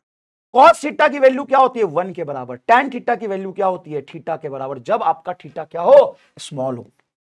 सर बिल्कुल सही बात है। यहां पे y क्या हो जाएगा सर, y हो जाएगा पाई, और साइन थीटा की वैल्यू सिंपल थीटा लिखेंगे ये तो 4 पाई आंसर नहीं आएगा, क्योंकि डिग्री में आप सिर्फ थीटा को नहीं रख सकते। थीटा कहीं अगर अकेले लिख रहे हो, नहीं, y बराबर पाई इंटू थीटा आपका सही है, लेकिन थीटा को आप डिग्री में नहीं रखो, रेडियन में कन्वर्ट करके रखोगे तो पाई। अच्छा ठीक है, ये पाई आ गया, और यहां पे थीटा की वैल्यू को क्या रखेंगे 4 इंटू 1 डिग्री, 1 डिग्री को हम लिखते हैं पाई रेडियन बटा 180, यहां पे आंसर। नेक्स्ट देखो, इफ y बराबर pi cos theta then value of y at theta is equal to 5 degree, तो स्मॉल एंगल है 5 डिग्री, तो cos थीटा 1 हो जाएगा, तो y बराबर सिंपल आपका पाई आ जाएगा। Differentiation of potential energy with the position is called minus of force. Minus of force क्यों, हमने आपको कितनी बार पढ़ाया है minus D by D R होता है फोर्स की वैल्यू, बताओ हाँ कि ना, असर बोलता है। नेक्स्ट देखो, the value of sine theta can never be greater than 1। Sine theta की जो मैक्सिमम वैल्यू होती है बेटा, साइन थीटा को हम क्या लिखते हैं, पी बाई बी सिखाऊं क्या, ये कितनी बार सीखेगा, पी बाई एच होता है, सॉरी पी बाई एच होता है। साइन थीटा की जो मैक्सिमम वैल्यू होती है बेटा +1 होती है, और मिनिमम वैल्यू -1 होती है, इसके बराबर या इससे बड़ा होगा, इससे छोटा होगा, ठीक है। नेक्स्ट देखो, in triangle perpendicular is always smaller than hypotenuse, तो साइन थीटा हमारा होता है पी बाई एच, हाँ सर होता है। तो जब हम ट्रायंगल बनाते हैं राइट एंगल ट्रायंगल, तो ये तुम्हारा परपेंडिकुलर, ये तुम्हारा बेस, और ये तुम्हारा हाइपोटेन्यूज, यही तो लिखते हैं P square plus B square बराबर एच स्क्वायर, हाँ कि ना, तो लिखते हैं। तो यहाँ पे जो हाइपोटेन्यूज है वो तो हमेशा परपेंडिकुलर से बड़ा होगा, हाँ सर हाइपोटेन्यूज बड़ा होगा, इसलिए इसकी वैल्यू 1 से छोटी आएगी। तो मुझे लगता है करेक्ट एक्सप्लेनेशन भी है, both A and R is true and correct explanation, देखो डी आंसर है। और देखो जो ए होना चाहिए उसको मैंने डी कर दिया है, छोटी छोटी बात, सवाल पूरा पढ़िए, आपको जितना भी समझ आ जाए कि हमने सही किया, एकदम बढ़िया, मजा आ गया, लेकिन पूरा सवाल हमेशा पढ़िएगा। मैक्सिमम मिनिमम वैल्यू आप जानते हैं कि y is equal to A sine theta plus B cos theta कहीं पे है, तो y की जो मैक्सिमम वैल्यू आएगी क्या आएगी, root under A square plus B square आएगी क्या, हाँ। y की मिनिमम वैल्यू क्या आएगी, minus root under A square plus B square आती है क्या, हाँ। मैट्रिक्स मैच है, स्क्रीन पॉज करके इसको मिलाइए, y is equal to 3 sine theta plus 4 sine theta, तो इसका वैल्यू क्या होगा सर, ये 5 आ जाएगा, 3 4, एक का आ जाएगा सर 5 5 5 5 5 5 5 के साथ, तो 5 आएगा ना, 3 और 4 5 5 5 5 5, अरे 5 5 5 कहाँ है, कहाँ है 5, कहाँ है 5, कहीं है ही नहीं, ले लुट्टा के, रे भाई वाह, रे भाई वाह, 5 होती हो तो मजा आती हो, लेकिन 5 ना हो मजा कैसे होता हो। ये दोनों साइन थीटा है, 3 sine theta plus 4 sine theta तो 7 साइन थीटा, और साइन थीटा की मैक्सिमम वैल्यू क्या होती है 1, तो उसकी वैल्यू तो 7 आएगी, तो 7 आ गई, और इसकी मिनिमम वैल्यू -7 आएगी, एक का तुम्हारा बी में जाएगा, 4 साइन 5 थीटा, तो इसमें एंगल तो कुछ भी रख, इसकी पूरे की मैक्सिमम वैल्यू 1 होगी, तो वाई मैक्स आपका क्या आएगा, यहां पे वाई मैक्स क्या आएगा, यहां पे वाई मैक्स बेटा ये तो तुम्हारा कांस्टेंट है 5, और साइन थीटा की मैक्सिमम वैल्यू जब होगा तो ये निगेटिव है, तो y की मैक्सिमम वैल्यू तो तब लोगे ना जब ये ऐड हो जाए, आपका ऐड कब होगा, जब ये पाई रखोगे, साइन पाई -1 होता है, नहीं साइन 3 पाई बाई 2 -1 होता है, साइन 270 डिग्री -1 होता है, ये -1 होगा तब ये तुम्हारा 5 2 7 आ जाएगा, ये 7 आ जाएगा, y की मैक्सिमम वैल्यू 7, और y की मिनिमम वैल्यू जब ये -1 है तो 5 में से 2 जाएगा 3, मिनिमम वैल्यू 3, मैक्सिमम वैल्यू 7, ए आएगा इसका आंसर, क्या आएगा, ए आएगा। 6 sign theta plus 8 cos theta, हाँ यहाँ पे ये साइन और ये कॉस है, तो y की मैक्सिमम वैल्यू हो जाएगी बेटा रूट अंडर 6 का होल स्क्वायर प्लस 8 का होल स्क्वायर, बताइए क्लियर है क्या। अब देखिए यहाँ पे आंसर, 1 का बी, 2 का सी, 3 का ए, 1 का बी सही, 1 का बी है, देखो 1 का बी है, 1 का बी है, 2 का सी, 2 का सी, 2 का सी, 2 का 4 है तुम्हारा, हाँ 4 -4 हो जाएगा, 2 का सी, देखो 2 का सी, 2 का सी सही है, और 4 का क्या आ रहा है तुम्हारा, 4 का 10 और -10 सही है, तो 4 का तुम्हारा डी आ जाएगा, 4 का डी एकदम सही है। नेक्स्ट देखिए बेटा, match the following, average value trigonometry में आपको बहुत काम आता है, साइन थीटा का फुल साइकिल में एवरेज वैल्यू क्या होता है 0, 1 का चौथा आ जाएगा, साइन थीटा का हाफ साइकिल में वैल्यू बेटा 0 भी आ सकता है और 2/पाई भी आ सकता है, डिपेंड करता है कि आपने हाफ साइकिल कहां से शुरू किया है। सर ये कैसे निकाल रहे हो, होप्चा वैल्यू मतलब एवरेज होता है, और किसी भी चीज का एवरेज निकालने के लिए, जैसे मान लो y मेरा कोई फिजिकल क्वांटिटी, इसका मैं एवरेज निकालना चाहता हूं, तो मैं क्या करूंगा, y का इंटीग्रेशन टाइम के साथ कर दूंगा, नीचे टाइम का dt कर दूंगा, लेकिन y तो टाइम है ही नहीं, ये थीटा है, तो इसमें थीटा के साथ करेंगे, इसमें हो जाएगा आपका sign theta into D theta divided by integration of D, ये है तुम्हारा साइन थीटा का एवरेज वैल्यू। लेकिन अब समय नहीं कि इसको मैं प्रूव करूं, याद रख लो बेटा, तो साइन स्क्वायर थीटा का हाफ साइकिल में क्या वैल्यू होता है, sine square theta cos square theta भी हो, हाफ साइकिल में इसका वैल्यू होता है, सॉरी हाफ या फुल स्क्वायर कर दिया इसका वैल्यू होता है हाफ। अब आरएमएस वैल्यू क्या होता है साइन थीटा का, साइन थीटा का आरएमएस वैल्यू है कि पहले इसको स्क्वायर करो, ठीक है, साइन स्क्वायर कर दिया, अब इसका मीन ले लो, सर मीन लेंगे तो इसका वैल्यू तो हाफ आता है, हाँ, अब इसका रूट लगा दो, ये है तुम्हारा आरएमएस वैल्यू। साइन थीटा का आरएमएस वैल्यू होता है 1/√2, इसका आरएमएस वैल्यू क्या हो जाएगा, थर्ड। तो एक बार देखो तो मैच कर रहा है क्या, डी का तीसरा आ रहा है, हाँ डी का तीसरा आ रहा है, डी का तीसरा आ रहा है बिल्कुल, पहले का ए आ रहा है, पहले का ए आ रहा है, ए का तुम्हारा चौथा आ रहा है, हाँ पहले का चौथा आ रहा है, ठीक है, बी का तुम्हारा फर्स्ट, बी का फर्स्ट है, देखो क्लियर, समझ में आया क्या, अरे यार हैंग कर रहा है ये। अच्छा ये बताओ ध्यान से देख के बताओ, the differentiation of sine pi by 2 is what, तो साइन पाई बाई 2 का डिफरेंशिएशन तुम्हारा होता है cos pi by 2, cos pi by 2, सही है, बताओ स्क्रीन पॉज करके बताओ क्या आएगा आंसर, सोचो सोचो क्या आएगा आंसर, इसका आंसर आएगा फॉल्स। कैसे सर, साइन थीटा का होता है कॉस थीटा, तो साइन पाई बाई 2 का होगा कॉस पाई बाई 2 नहीं, किसी भी कांस्टेंट टर्म का डिफरेंशिएशन क्या होता है, डी थीटा के साथ करो या डी के साथ करो 0, साइन पाई बाई 2 तो 1 है, तो 1 का डिफरेंशिएशन क्या होगा, तो 1 का डिफरेंशिएशन 0 होगा। लेकिन सर अगर हमें पाई बाई 2 पे डिफरेंशिएशन करना है साइन का, तो रिजल्ट कैसे करोगे सर, देखो ना फॉल्स है। हाँ अगर तुम्हें पूछेगा कि साइन थीटा का डिफरेंशिएशन बताओ जब थीटा पाई बाई 2 है, देन फाइंड, देखो देखो ऐसा हो, find differentiation of sine theta at theta is equal to pi by 2, तो ये सही है, इसमें आपको साइन थीटा का डिफरेंशिएशन करना है, तो साइन थीटा का डिफरेंशिएशन आएगा cos थीटा, और उसमें थीटा की वैल्यू आपको पाई बाई 2 रखना है, तो यहां पे पाई बाई 2 रखोगे तो हो जाएगा cos पाई बाई 2। लेकिन लेकिन लेकिन ये कह रहा है कि साइन पाई बाई 2 का डिफरेंशिएशन करो, तो फिक्स वैल्यू 1 आएगा ना, अगर ऐसा लिखता है तो ये सही है, ठीक है। The value of sine theta into cos theta will be equal to the half value of sine 2 theta.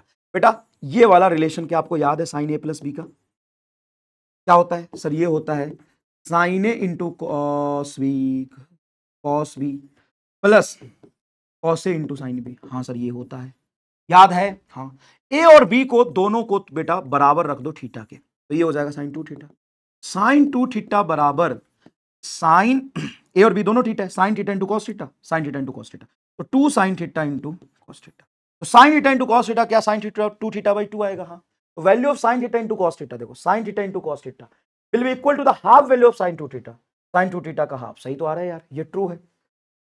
इसको क्या करना था, स्क्रीन पॉज करके आपको खुद करना है, ट्रू है, समझ में आया। अब फेजर डायग्राम में आपने एसी में भी मैंने बेटा आपको पढ़ाया है, नहीं पढ़ाया है तो जाके यकीन और लक्ष्य का लेक्चर देखिए बेटा, क्या मैंने आपको फेजर डायग्राम पढ़ाया, हाँ सर फेजर डायग्राम तो खूब पढ़ा है आपने बेटा। फेजर डायग्राम में साइन और कॉस में एंगल थीटा हो या थीटा में प्लस माइनस समथिंग हो, कैसे फेज डिफरेंस देखते हैं, साइन थीटा को सबसे पहले हम एक्स एक्सिस पे प्लॉट करते हैं, ठीक है, कॉस थीटा को हम कहां प्लॉट करते हैं, वाई एक्सिस पे प्लॉट करते हैं, साइन और कॉस को हम एक्स और वाई पे प्लॉट करते हैं, ये कॉस को यहां प्लॉट करते हैं।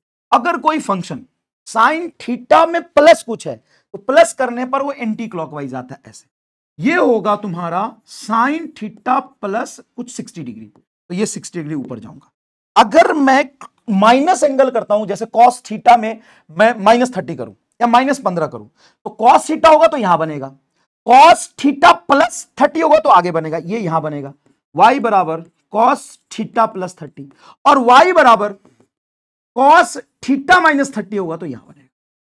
समझ में आया फेजर डायग्राम, क्लॉकवाइज हम माइनस में लेते हैं, एंटी क्लॉकवाइज हम क्या करते हैं, प्लस में लेते हैं। तो यहां पे दो फंक्शन लिखे भाई, एसी में यूज होता है, एसएचएम में यूज होता है, बेब में यूज होता है, भाई हर जगह यूज होता है। ध्यान से देखिए, ध्यान से देखिए बेटा, ध्यान से देखिए, बहुत अच्छे से पहचानिए इसको, बहुत अच्छे से पहचानिए, ध्यान से देखिए, बहुत अच्छे से पहचानिए। फेजर डायग्राम से हम यहाँ पे फेज डिफरेंस निकालेंगे, वो एसी में बहुत बहुत बहुत ज्यादा काम आता है। जैसे sign theta plus pi by 3, sine theta minus pi by 3। अब साइन थीटा होता तो एक्स में करते, एक्स से पाई बाई 3 आगे, और साइन थीटा होता तो एक्स में करते, एक्स से पाई बाई 6 पीछे, तो पाई बाई 3 आगे पाई बाई 6 पीछे, दोनों को ऐड करो, pi by 3 pi by 6 pi by 2 आ जाएगा, देखो 90 का फेज डिफरेंस है। ठीक है, ये सारा आपको क्या करना है, चेक करना है, ये सारा आपको क्या करना है, चेक करना है। अब यहां पे बताओ phase difference between sine theta minus pi by 3 cos theta plus pi by 3। Sir यहां पे देखो, ये पीछे है पाई बाई 3, आगे है पाई बाई 3, लेकिन ये साइन से पाई बाई 3 पीछे है। मेरे चाचा, साइन थीटा में अगर प्लस करूंगा, sign theta plus pi by 3 तो इधर जाएगा, π/3 एफ एंगल। अब साइन थीटा इधर और साइन थीटा में π/3 पीछे, तो π/3 यहां आएगा ये फंक्शन। और ये cos थीटा में π/3 ऐड किया है, ये cos थीटा में π/3 ऐड किया, यहां आएगा π/3, cos थीटा प्लस π/3। अब बता फेज डिफरेंस क्या होगा? सर ये पूरा जोड़ना पड़ेगा। हाँ जोड़ना, ये 90 π/2 बोल दो इसको। हाँ सर π/2 π/2 π/3 π/3 π/2 प्लस π/3 प्लस π/3, ये टोटल एंगल आएगा। बता बता एंगल क्या आ रहा है? 7 π/6 ऐड करके दिखाएगा। In minima dy/dx is equal to 0, minima पे dy/dx 0 होता है। हाँ होता है। And tangent drawn at that point is perpendicular to x axis. Screen pause करके कर, इसको कर, पॉज करके अटेम्प्ट कर, ड्रॉ कर। बढ़िया सवाल लिख के दिया हूं, कोई रॉकेट साइंस नहीं आएगा, जो सिलेबस पढ़ा है उसी से रिलेटेड कुछ ना कुछ नया सवाल बना के देगा। बोल कर, पर क्या है? In minima dy/dx is 0 and tangent drawn at that point is perpendicular to the x axis. नहीं, मिनिमा एंड मैक्सिमा जब वाई एक्स में हम बात करते हैं तो ये मिनिमा रहा। हाँ सर, यहां पे टेंजेंट ड्रॉ करेगा तो एक्स एक्सिस के पैरेलल आया है, ये कह रहा है परपेंडिकुलर एक्सिस, गलत है। इन मिनिमा यहां पे हंसता हुआ नूरानी चेहरा, डबल डिफरेंशिएशन पॉजिटिव होगा, double differentiation negative. Minima double differentiation negative, दोनों गलत है। गैल भाई सिया पानी में। ए फॉल्स आर टू ना ना ना ना ना, ए टू ना ना ना, बोल बोल कहां रे? दोनों गलत हो रे। A false R true, A true और फॉल्स नहीं, A and R true but R is not correct. नहीं, A and B are true and R is. At minima dy/dx is 0 and tangent drawn at that point is perpendicular to x axis. नहीं, गलत है। Minima पे double differentiation negative होता है। नहीं यार, both is false. हाँ बिल्कुल यार, एक तो बोर्ड की दिक्कत हो रही है बहुत भयंकर, जैसे तुम्हारे दिमाग की तरह हैंग कर रहा है ये। बोथ आर फॉल्स, इसमें ऑप्शन नहीं दिया, देखो या दिया होगा, मैं नहीं पढ़ पा रहा हूं ठीक से, कोई बात नहीं। बोथ आर फॉल्स, यही समझाया था। देखो 4 का पावर 3/2 और 2 का पावर 3, क्या ये सेम है? करके देखे तो, बेसिक मैथ है, करके देख, करना भाई करना। सर 4 का पावर 3/2 को हम ऐसे सॉल्व करते हैं, 3 रहने दे, पावर हाफ देख, तो 4 का पावर हाफ इंटू क्यूब, यही लिख सकते हैं। हाँ 4 का पावर हाफ तो 2 होता है, तो 2 का क्यूब 8 है, 2 का क्यूब 8 है, तो ट्रू हो जाएगा, दोनों बराबर है। देखो ट्रू हो जाएगा। हाँ सर ट्रू है। नेक्स्ट देख बेटा, a बराबर dy/dx, then a must be 0 if y is not changing with respect to x। हाँ तो y कांस्टेंट है, और अगर कांस्टेंट का डिफरेंशिएशन करेंगे तो मस्ट बी 0, ट्रू आना चाहिए। देख ट्रू है, बहुत बढ़िया बेटा, बहुत बढ़िया, मजा आ गया। देख अब मैंने क्या किया है, फिजिकल क्वांटिटी यहां पे लिख दिए हैं और उसका डिफरेंशिएशन क्या होगा वो तुमसे पूछा है। तो किसके रिस्पेक्ट में? विथ रिस्पेक्ट टू भी लिख दिया। सर जो डिफरेंशिएशन होता है वही स्लोप बनाता है, वही स्लोप बताता है। हाँ मजा आ जाएगा। देख velocity with respect to time differentiation क्या होता है, और इंटीग्रेशन है सर ये तो, चलो इंटीग्रेशन बता दो। तो v इंटू dt का इंटीग्रेशन आप नहीं जानते हो, डिस्प्लेसमेंट बताएगा। अरे हाँ सर डिस्प्लेसमेंट बताता है, काइनेमेटिक्स में पढ़ा है, नहीं पढ़ा है तो याद कर। Acceleration with respect to time, तो इंटीग्रेशन पूछा है, तो a into dt sir change in velocity बताता है। तो हमको नहीं समझ में आ रहा है तो ऐसे देख, चल छोड़, मान ले कि मैंने काइनेमेटिक्स नहीं पढ़ा और मुझे इसका जवाब देना है कि एक्सीलरेशन का इंटीग्रेशन टाइम के रिस्पेक्ट में क्या बताएगा। डायमेंशन पकड़, एक्सीलरेशन का इंटीग्रेशन ऐसे ही करेगा। ए को क्या लिख सकता, सोच सर, dv/dt इंटू dt आएगा, ये कट गया, डायमेंशनली बता क्या आ रहा है। तो यहां भी बताओ v इंटू dt, चेहरे पे स्माइल आ गया तो फटाफट लिख दे सर सही है। भाई एक देखने का नजरिया ये है ना, बिना काइनेमेटिक्स में डायमेंशन भी तो देख सकते हैं। वेलोसिटी का इंटीग्रेशन टाइम के साथ v into dt, integration v को हम लिख सकते हैं dx/dt इंटू dt से dt कट गया, बोलो चेहरे पे स्माइल आया कि नहीं बता। Torque with respect to time, तो torque with respect to time ये देखना है, टॉर्क को हम rate of change in angular momentum लिखते हैं। हाँ तो ये एंगुलर मोमेंटम आ जाएगा। और force with respect to time, तो f डॉट dt dp होता है। ले पता क्या है, displacement change in velocity, change in angular momentum and change in momentum. देखो displacement change in velocity, clear है क्या? और भी है क्या? फोर्स का डिस्प्लेसमेंट के साथ, तो F इंटू dx क्या होता है? अरे वर्क याद कर, work F dot dx, electric field with respect to distance E dot dr, E dot dr तो कुछ नहीं बताता। अबे चमन चोमू माइनस dv, याद कर E बराबर होता है माइनस dv/dr। हाँ सर होता है, तो dr यहां पे जाएगा तो माइनस चेंज इन पोटेंशियल बताएगा ये। हाँ ये तो वर्क बता दिया, minus change in potential. Pressure with respect to volume PDV, work work work.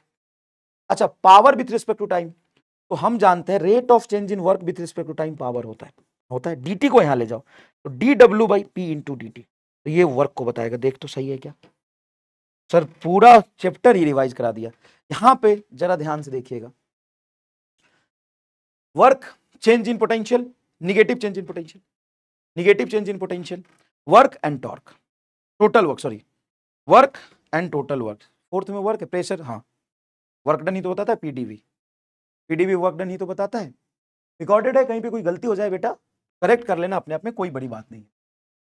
Differentiation क्या होता है, पोटेंशियल एनर्जी का with respect to distance, negative of force minus force, याद करो हमने पढ़ा हुआ है भाई, यही तो एप्लीकेशन है इसका मेन डिफरेंशिएशन का।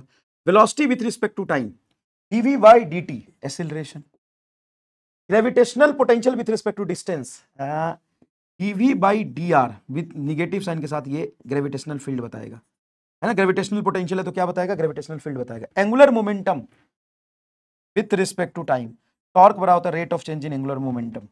Work with respect to time, rate of work done होता है बेटा power.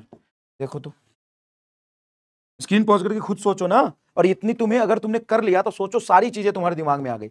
Negative of force yes, acceleration yes, gravitational field yes, torque yes. Next देखिए, work with respect to position, differentiation करना है, ये तुम्हारा होमवर्क है, ये तुम्हारा होमवर्क है। Work with respect to position d डब्ल्यू by work with respect to position, हाँ तो वर्क डन बराबर होता है एफ डॉट डी एक्स, छोटे से डिस्टेंस में छोटा सा वर्क, तो डी डब्ल्यू बाई डी एक्स क्या आ जाएगा, फोर्स, सही तो है। Electric potential with respect to distance, electric potential with respect to distance क्या करना है, डिफरेंशिएशन, इलेक्ट्रिक पोटेंशियल का with respect to distance d r, ये इलेक्ट्रिक फील्ड आएगा, निगेटिव ऑफ इलेक्ट्रिक फील्ड, क्योंकि सिर्फ डिफरेंशिएशन तो माइनस इधर भेज दो। वाह यार मजा आ गया लोग। Position with respect to time velocity, और pressure with respect to volume for isothermal process, ये करना। आइसोथर्मल प्रोसेस में होता है पीवी बराबर कांस्टेंट, तो हमें क्या करना है, प्रेशर का डिफरेंशिएशन वॉल्यूम के रिस्पेक्ट में निकालना है। तो आप ऐसे कर सकते हो, dp by p partial differentiation plus dv by v is equal to 0, तो dp by p is equal to minus dv by v, dv को इधर ले जाओ, पी को इधर ले जाओ, dp by dv is equal to minus p by v. ये सीरीज बेटा रिवीजन है, पढ़े हुए बच्चे को ही काम आएगा। पार्शियल डिफरेंशिएशन आपको याद है, इस तरीके से करते हैं। हाँ सर देखो मैंने भी है गामा, मैंने किया यहाँ पे, देखो आंसर लिख दिया मैंने, minus p by v, minus p by v है कि नहीं। बहुत कम बच्चे देखेंगे इसको, मुझे कोई दिक्कत नहीं है, कलेक्शन भी बहुत कम लोगों का होना है, भीड़ नहीं चाहिए यहाँ पे, क्वालिटी चाहिए। इतनी क्वालिटी के साथ पहली बार यूट्यूब पे ऐसा कोई सीरीज होगा। देखो y is equal to x square into cos x, इसको क्या करना है, डिफरेंशिएशन करना। कौन सा रूल लगाओगे, प्रोडक्ट, यहाँ पे क्या लगाओगे, प्रोडक्ट रूल। प्रोडक्ट रूल क्या कहता है सर, एक्स स्क्वायर का पहले कर दो, डिफरेंशिएशन जानते हो, एक्स का power n with respect to x क्या होगा, n एक्स का पावर n माइनस, सिंपल है। साइन थीटा का कॉस थीटा होता है, कॉस थीटा का माइनस साइन थीटा होता है, क्लियर है। साइन 2x स्क्वायर, इसका डिफरेंशिएशन करेंगे तो चेन रूल लगाएंगे। चेन रूल कहता है इसका डिफरेंशिएशन करो, इसको एज इट इज रखो, तो साइन 2x स्क्वायर का होगा कॉस 2x स्क्वायर, ठीक है सर, और 2x स्क्वायर का कर दो यहाँ पे तो ये आ जाएगा, क्लियर है क्या। a sign omega T plus 5, इसका डिफरेंशिएशन एसएचएम वेव में बहुत काम आता है, हाँ sir d y by d t करते हैं। a कांस्टेंट है बाहर रखो, साइन समथिंग का डिफरेंशिएशन हो जाएगा कॉस ओमेगा टी प्लस 5, और अंदर में ओमेगा टी प्लस 5 का डिफरेंशिएशन आएगा टाइम के रिस्पेक्ट में ओमेगा, क्लियर है क्या। यहाँ पे क्या करोगे, यहाँ पे देखो d y by d x जब हम करेंगे तो इसको एज इट इज रखो, इसका पावर 3 है, तो देखो समझो जैसे x का पावर 3 होता तो क्या करते हैं सर, x का पावर 3 होता 3x का पावर n माइनस 1, पावर को बाहर करते, पावर 1 से कम करते, यहाँ पे जो टोपा है वो बाहर आएगा, 3x माइनस 4x स्क्वायर का पावर 3 माइनस 1, इसको समथिंग का पावर क्यूब समझो, और फिर x माइनस 4x स्क्वायर का डिफरेंशिएशन करो, x का हो जाएगा सर 1 माइनस 4x स्क्वायर का हो जाएगा 8x, ये सिंपल डिफरेंशिएशन। इसी तरीके से ये कर लोगे, हाँ यहाँ पे घबराना नहीं है, यहाँ पे क्या लगाना, डिवीजन रूल, पहले ऊपर वाले का करेंगे, नीचे वाला ऊपर वाले का as it is constant, minus नीचे वाले का करो, ऊपर वाला एज इट इज कांस्टेंट, बटा जो नीचे उसका एक्स स्क्वायर। इसी तरीके से ये करो, ये रूट है तो ऐसे समझो कि समथिंग का पावर रूट है, तो d y by d x हम जब करेंगे तो समथिंग एक्स स्क्वायर प्लस 5 रहने दो, इसका पावर तुम्हारा रूट मतलब हाफ है, हाफ नीचे और यहाँ पे half minus 1, multiply x square का डिफरेंशिएशन 2x, इस तरीके से करेंगे। इतना आपको आता है तो कहीं भी घबराने की कोई जरूरत ही नहीं है, कहीं भी घबराने की कोई जरूरत ही नहीं है। चलिए, एक्सीलरेशन ऑफ द ऑब्जेक्ट तुमको ये दिया हुआ है, ठीक है। Then find maximum and minimum value of acceleration, maximum minima का एक जोरदार सवाल। अब इसमें सर मैक्सिमम मिनिमा में सर डबल डिफरेंशिएशन करके और फिर पता नहीं क्या क्या करना होता, नहीं, मैं एक जोरदार ट्रिक बताऊंगा। टेक पेज का सवाल है, एक लाइन में कैसे आंसर आएगा, देख देख बेटा, एक्सीलरेशन ये दिया हुआ है, आंसर दिया हुआ है, तुमको क्या करना है, तुमको लिखना है dA बाई डी टी बराबर टी क्यूब हो जाएगा 3t स्क्वायर बटा 3 माइनस 5t स्क्वायर है तो 5 बाहर ही रख, ये हो जाएगा तुम्हारा 2t बाई 2 प्लस तुम्हारा हो जाएगा 60 हो जाएगा 6, ठीक है। इसको 0 रख दे, रख दिया। यही कोई भी चीज मैक्सिमम और मिनिमा तभी होता है जब उसका डिफरेंशिएशन 0, इसको 0 रख दिया। 3 से 3 कटेगा, 2 से 2 कटेगा, ये होगा t square minus 5t plus 6 is equal to 0। यहां से टी स्क्वायर बेटा रहने दे, माइनस 5t को लिख सकता है minus 6t plus T plus 6 बराबर 0। तो यहां पर जब तू इसको मल्टीप्लाई करेगा तो माइनस 6 नहीं आ रहा है, 1 मिनट रुक जा। तो 3 दूना 6, तो ऐसे करना, ऐसे कर, minus 3t minus 2t plus 6। देख माइनस 3 माइनस 2 क्या हो गया, मल्टीप्लाई कर सर 6 आ गया, माइनस 3 माइनस 2t को जोड़ेगा माइनस 5t, यही आएगा। हाँ, यहां से सॉल्व करके t तेरा 2 आया 3 और t आया 2, सर ठीक है। लेकिन यहां पे कहां पे मैक्सिमम होगा कहां पे मिनिमम होगा सर, ये डबल डिफरेंशिएशन चेक करेंगे, नहीं। अब आग लगा देना कमेंट बॉक्स में बेटा, अगर तुम्हें समझ आ जाए तो। एक काम कर, तुम्हें मैक्सिमम और मिनिमम एक्सीलरेशन पूछा है, हाँ, तो कोई भी चीज मैक्सिमम और मिनिमम वहीं पे होता है जहां पे उसका सिंगल डिफरेंशिएशन 0। सिंगल डिफरेंशिएशन 0 करके देखा कहां पे सिंगल डिफरेंशिएशन 0, वहां पे मैक्सिमम भी हो सकता है मिनिमम भी हो सकता है, दो जगह मैक्सिमम मिनिमम कुछ भी हो। अब क्या कर, एक्सीलरेशन तुमको चाहिए, हाँ, इसी दो में टाइम की वैल्यू एक जगह तुम 3 रख के ए को निकाल, ठीक है सर। अब टाइम की वैल्यू 2 रख के तुम ये निकाल ले, तो निकाल लिया। अब 3 रख के जो वैल्यू आया, 2 रख के जो वैल्यू आया सर, लेकिन हमें तो चेक करना पड़ेगा ना कहां पे मैक्सिमम कहां पे मिनिमम, नहीं, 3 रख के जो वैल्यू तुम्हारा आ रहा है ना, यहाँ पे 3 रख दे, टाइम की जगह पे 3 रख दे और टाइम की जगह पे 2 रख दे। उसको रखने के बाद ये वैल्यू कुछ आएगा दोनों में, हाँ, जो बड़ा है वो मैक्सिमा, जो छोटा है वो मिनिमा। डैश जरूरत नहीं है डबल डिफरेंशिएशन चेक करने की, बता क्या बात कर रहे हो सर, नहीं, डैश जरूरत नहीं है डबल डिफरेंशिएशन चेक करने की, बता नहीं है जरूरत। पर लेकिन हम तो किए थे कि कोई फंक्शन दिया हुआ है, मैक्सिमम मिनिमा चाहिए, तो सबसे पहले उस फंक्शन को डिफरेंशिएट करके 0 रखा, तो 2 वैल्यू आई जहां पे एक जगह मैक्सिमम एक जगह मिनिमा हो सकता है, तो जो डिफरेंशिएशन है उसका एक बार और किया ताकि डबल डिफरेंशिएशन अगर पॉजिटिव है तो मैक्सिमा, पॉजिटिव है तो सॉरी मिनिमा, और डबल डिफरेंशिएशन अगर निगेटिव आ गया तो मैक्सिमा। सिंपल, मैंने डिफरेंशिएशन 0 किया तो 2 टाइम आया, कहीं पे एक जगह मैक्सिमा कहीं पे एक जगह मिनिमा होगा। ये हमने क्या किया, वो टाइम ही रख के ए निकाल लिया, जहां पे ज्यादा वैल्यू आएगा वो ए मैक्सिमा होगा उस टाइम पे, और जहां पे छोटी वैल्यू आएगी वो ए मिनिमा होगा। बोल, आग लगा दे कमेंट बॉक्स में अगर ये फील आया होगा तो, नीट की कसम है तुम्हें फील आ गया तो आग लगा दे। चलिए तो देख इंटीग्रेशन क्या होता है, तो simple, area under the curve देता है इंटीग्रेशन। इंटीग्रेशन क्या करते हैं, y into d x, y के फंक्शन का इंटीग्रेशन हम इस तरीके से लिखते हैं, बाबा जी का ठुल्लू, x का power n into d x होगा, x का पावर n+1 बटा n+1, लेकिन ये n इज इक्वल टू -1 के लिए वैलिड नहीं, सबके लिए वैलिड है।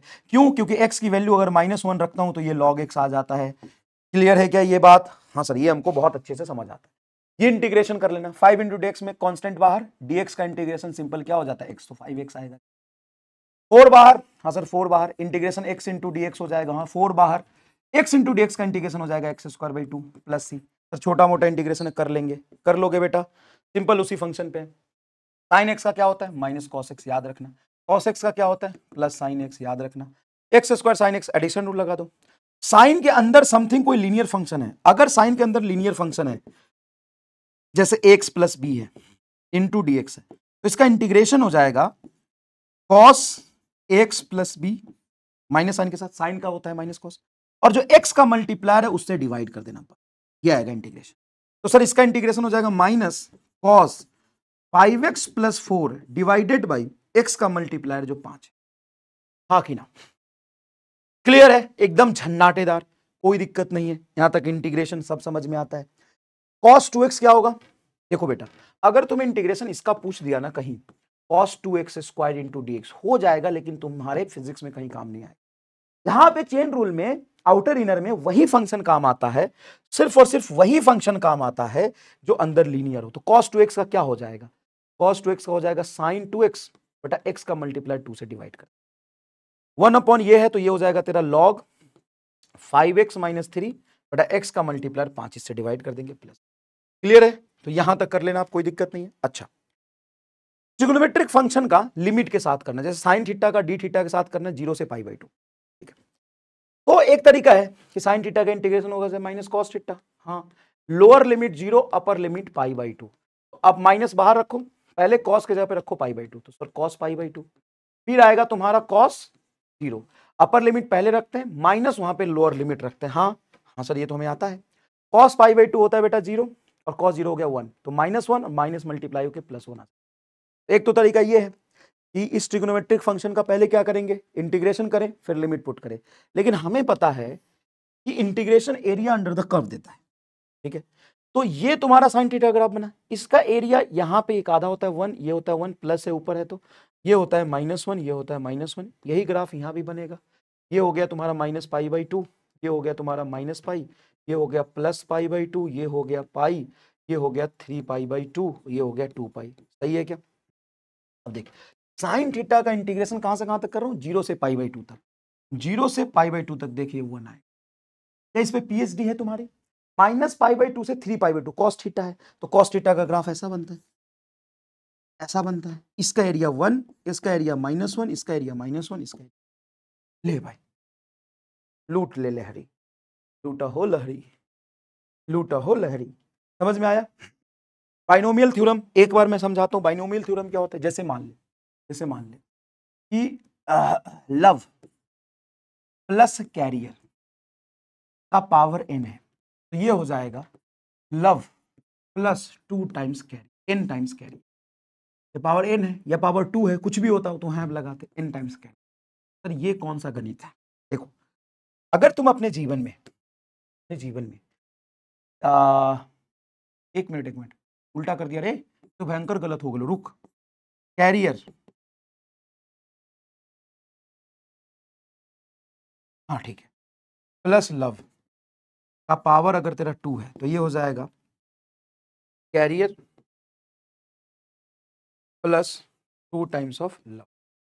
देखो यहां पे क्या कहता है कि अगर तुम अपने जीवन में लव को बहुत छोटा रखोगे कैरियर की तुलना में, अगर कैरियर की तुलना में तुम्हारा लव की अहमियत बहुत कम है ना, अपनी पढ़ाई छोड़ जो तेरे पीछे चला आएगा, अपनी पढ़ाई छोड़ जो तेरे पीछे चला आएगा, रामलाल जो खुद का ना हो सका वो तेरा क्या हो। तो प्यार मोहब्बत के चक्कर में लोग बहुत पढ़ते हैं, याद रखना, अपनी पढ़ाई छोड़ जो तेरे पीछे चला आएगा, अपनी पढ़ाई छोड़ जो तेरे पीछे चला आएगा, तो खुद का ना हो सका वो तेरा क्या हो जाएगा। तो तुम्हें अपने जीवन में ध्यान रखना है कि अगर तूने कैरियर को बहुत ज्यादा इंपॉर्टेंस दिया, उसके कंपेयर में लव को बहुत छोटा रखा, तुम्हें कैरियर भी मिलेगा और 2 गुना प्यार मिलेगा। बाइनोमियल थ्योरम कहता है। तो कैसे? जैसे मान लो यहाँ पे 1 है और यहाँ पे कोई नंबर है x का पावर n या 2, कुछ भी रखो। ये x जो है अगर 1 से बहुत बहुत बहुत बहुत छोटा है, 1 से बहुत छोटा होना चाहिए, और हमेशा 1 के कंपेयर में ही देखेंगे। अगर ये 1 से बहुत छोटा है तुम्हारा x, तो ये हो जाएगा 1 प्लस इस छोटे नंबर में 2 से मल्टीप्लाई। वही बात यहाँ पे बताइए, ये थोड़ा उल्टा हो गया, तो मिटा दो, जैसे जैसे जैसे 1 माइनस x का पावर -2 है। ये माइनस प्लस नहीं देखना कि पावर कितना बड़ा है या पावर कितना छोटा है। तुम्हें क्या देखना है कि अगर ये x 1 के कंपेयर में बहुत छोटा है, तो हम 1 माइनस x और -2 को इससे मल्टीप्लाई करें, तो सर 1 प्लस 2x आएगा। सर अगर ऐसा है तो 4 प्लस x का पावर 2 है, तो आपको यहां पे 4 से कंपेयर नहीं करना, हमेशा और हमेशा 1 से कंपेयर करना। सर अब कैसे करोगे? 4 को बाहर निकालो। सर कैसे बाहर निकाल दे? ऐसे समझो कि 4 को अभी होल स्क्वायर है ना, उसको रहने दो, और ये 4 प्लस x में से 4 को बाहर निकालो, तो सर यहां से 4 जाएगा तो बचेगा 1, प्लस यहां पे 4 नहीं था तो x बटा 4 हो जाएगा। क्लियर है क्या? हाँ सर क्लियर है।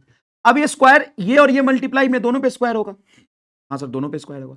4 का होल स्क्वायर क्या बनेगा? ये 16, यहां पे 16, 1 प्लस x का 4 का होल स्क्वायर। अब बताओ 1 के कंपेयर में अगर तुम्हारा ये टर्म बहुत छोटा है, वो कैसे पता चलेगा? सर x पे डिपेंड करता है। अगर ये बहुत छोटा है तब ये 2 इससे मल्टीप्लाई करोगे तो ये होगा 16 1 प्लस 2x/4, ये कट जाएगा, 16 बाहर ही रहने दो, ये बनेगा 1 प्लस x/2, 16 चाहे अंदर ले जाओगे तो 16 प्लस 16/2 8x, ये आएगा आंसर। लेकिन ये तभी आएगा बेटा जब ये जो तुम्हारा फैक्टर है ये 1 से बहुत है ना, 1 प्लस समथिंग में ही बाइनोमियल थ्योरम लगता है, 1 प्लस समथिंग में ही तुम्हारा बाइनोमियल थ्योरम लगता है। सॉरी अगर मैंने थोड़ा तेज पढ़ा दिया होगा बेटा, उसको स्लो करके देख लेना प्लीज, स्लो करके देख लेना, ठीक है। बहुत सारी चीजें मैंने आपको बेसिक मैथ में यहाँ पे समझाई। जीपी क्या समझो, जीपी सीरीज समझो। जीपी सीरीज क्या होता है, तो जीपी सीरीज में जरा ध्यान से देखना। मान लो पहला टर्म तुम्हारा 1 है, दूसरा टर्म तेरा हाफ है, तीसरा माइनस हाफ है, चल माइनस हाफ है, तीसरा टर्म 1/4 है, चौथा टर्म 1/8 है, नेक्स्ट टर्म 1/16 है। कहां पे सवाल बनता है ये कमेंट करके बता। जीपी पे कहां से सवाल बन सकता है, इलेक्ट्रोस्टैटिक फोर्स पे, हाँ, इलेक्ट्रिक फील्ड पे, हाँ, पोटेंशियल पे, हाँ, सब में बेटा याद से देखना। पहले टर्म से ये छोटा होगा, इससे भी ये छोटा होगा, इससे छोटा होगा, कॉमन रेशियो निकालते, कोई भी यहाँ पे टर्म उठा ले उसमें से उससे पहले वाले टर्म से डिवाइड कर दे, कॉमन रेशियो आएगा। तब इनफाइनाइट टर्म के सम का फॉर्मूला बनता है, फर्स्ट टर्म जो भी तुम्हारा फर्स्ट टर्म है 1 हो, 4 हो, 6 हो, बटा 1 माइनस कॉमन रेशियो। क्या ये पता है? एक चीज एंटी लॉग का हमेशा याद रखना कि एंटी लॉग क्या होता है बेटा। एंटी लॉग एकदम स्क्वायर के कंसेप्ट को एंटी लॉग कहते हैं। एंटी लॉग से बच्चा घबराता है, लेकिन घबराना नहीं है।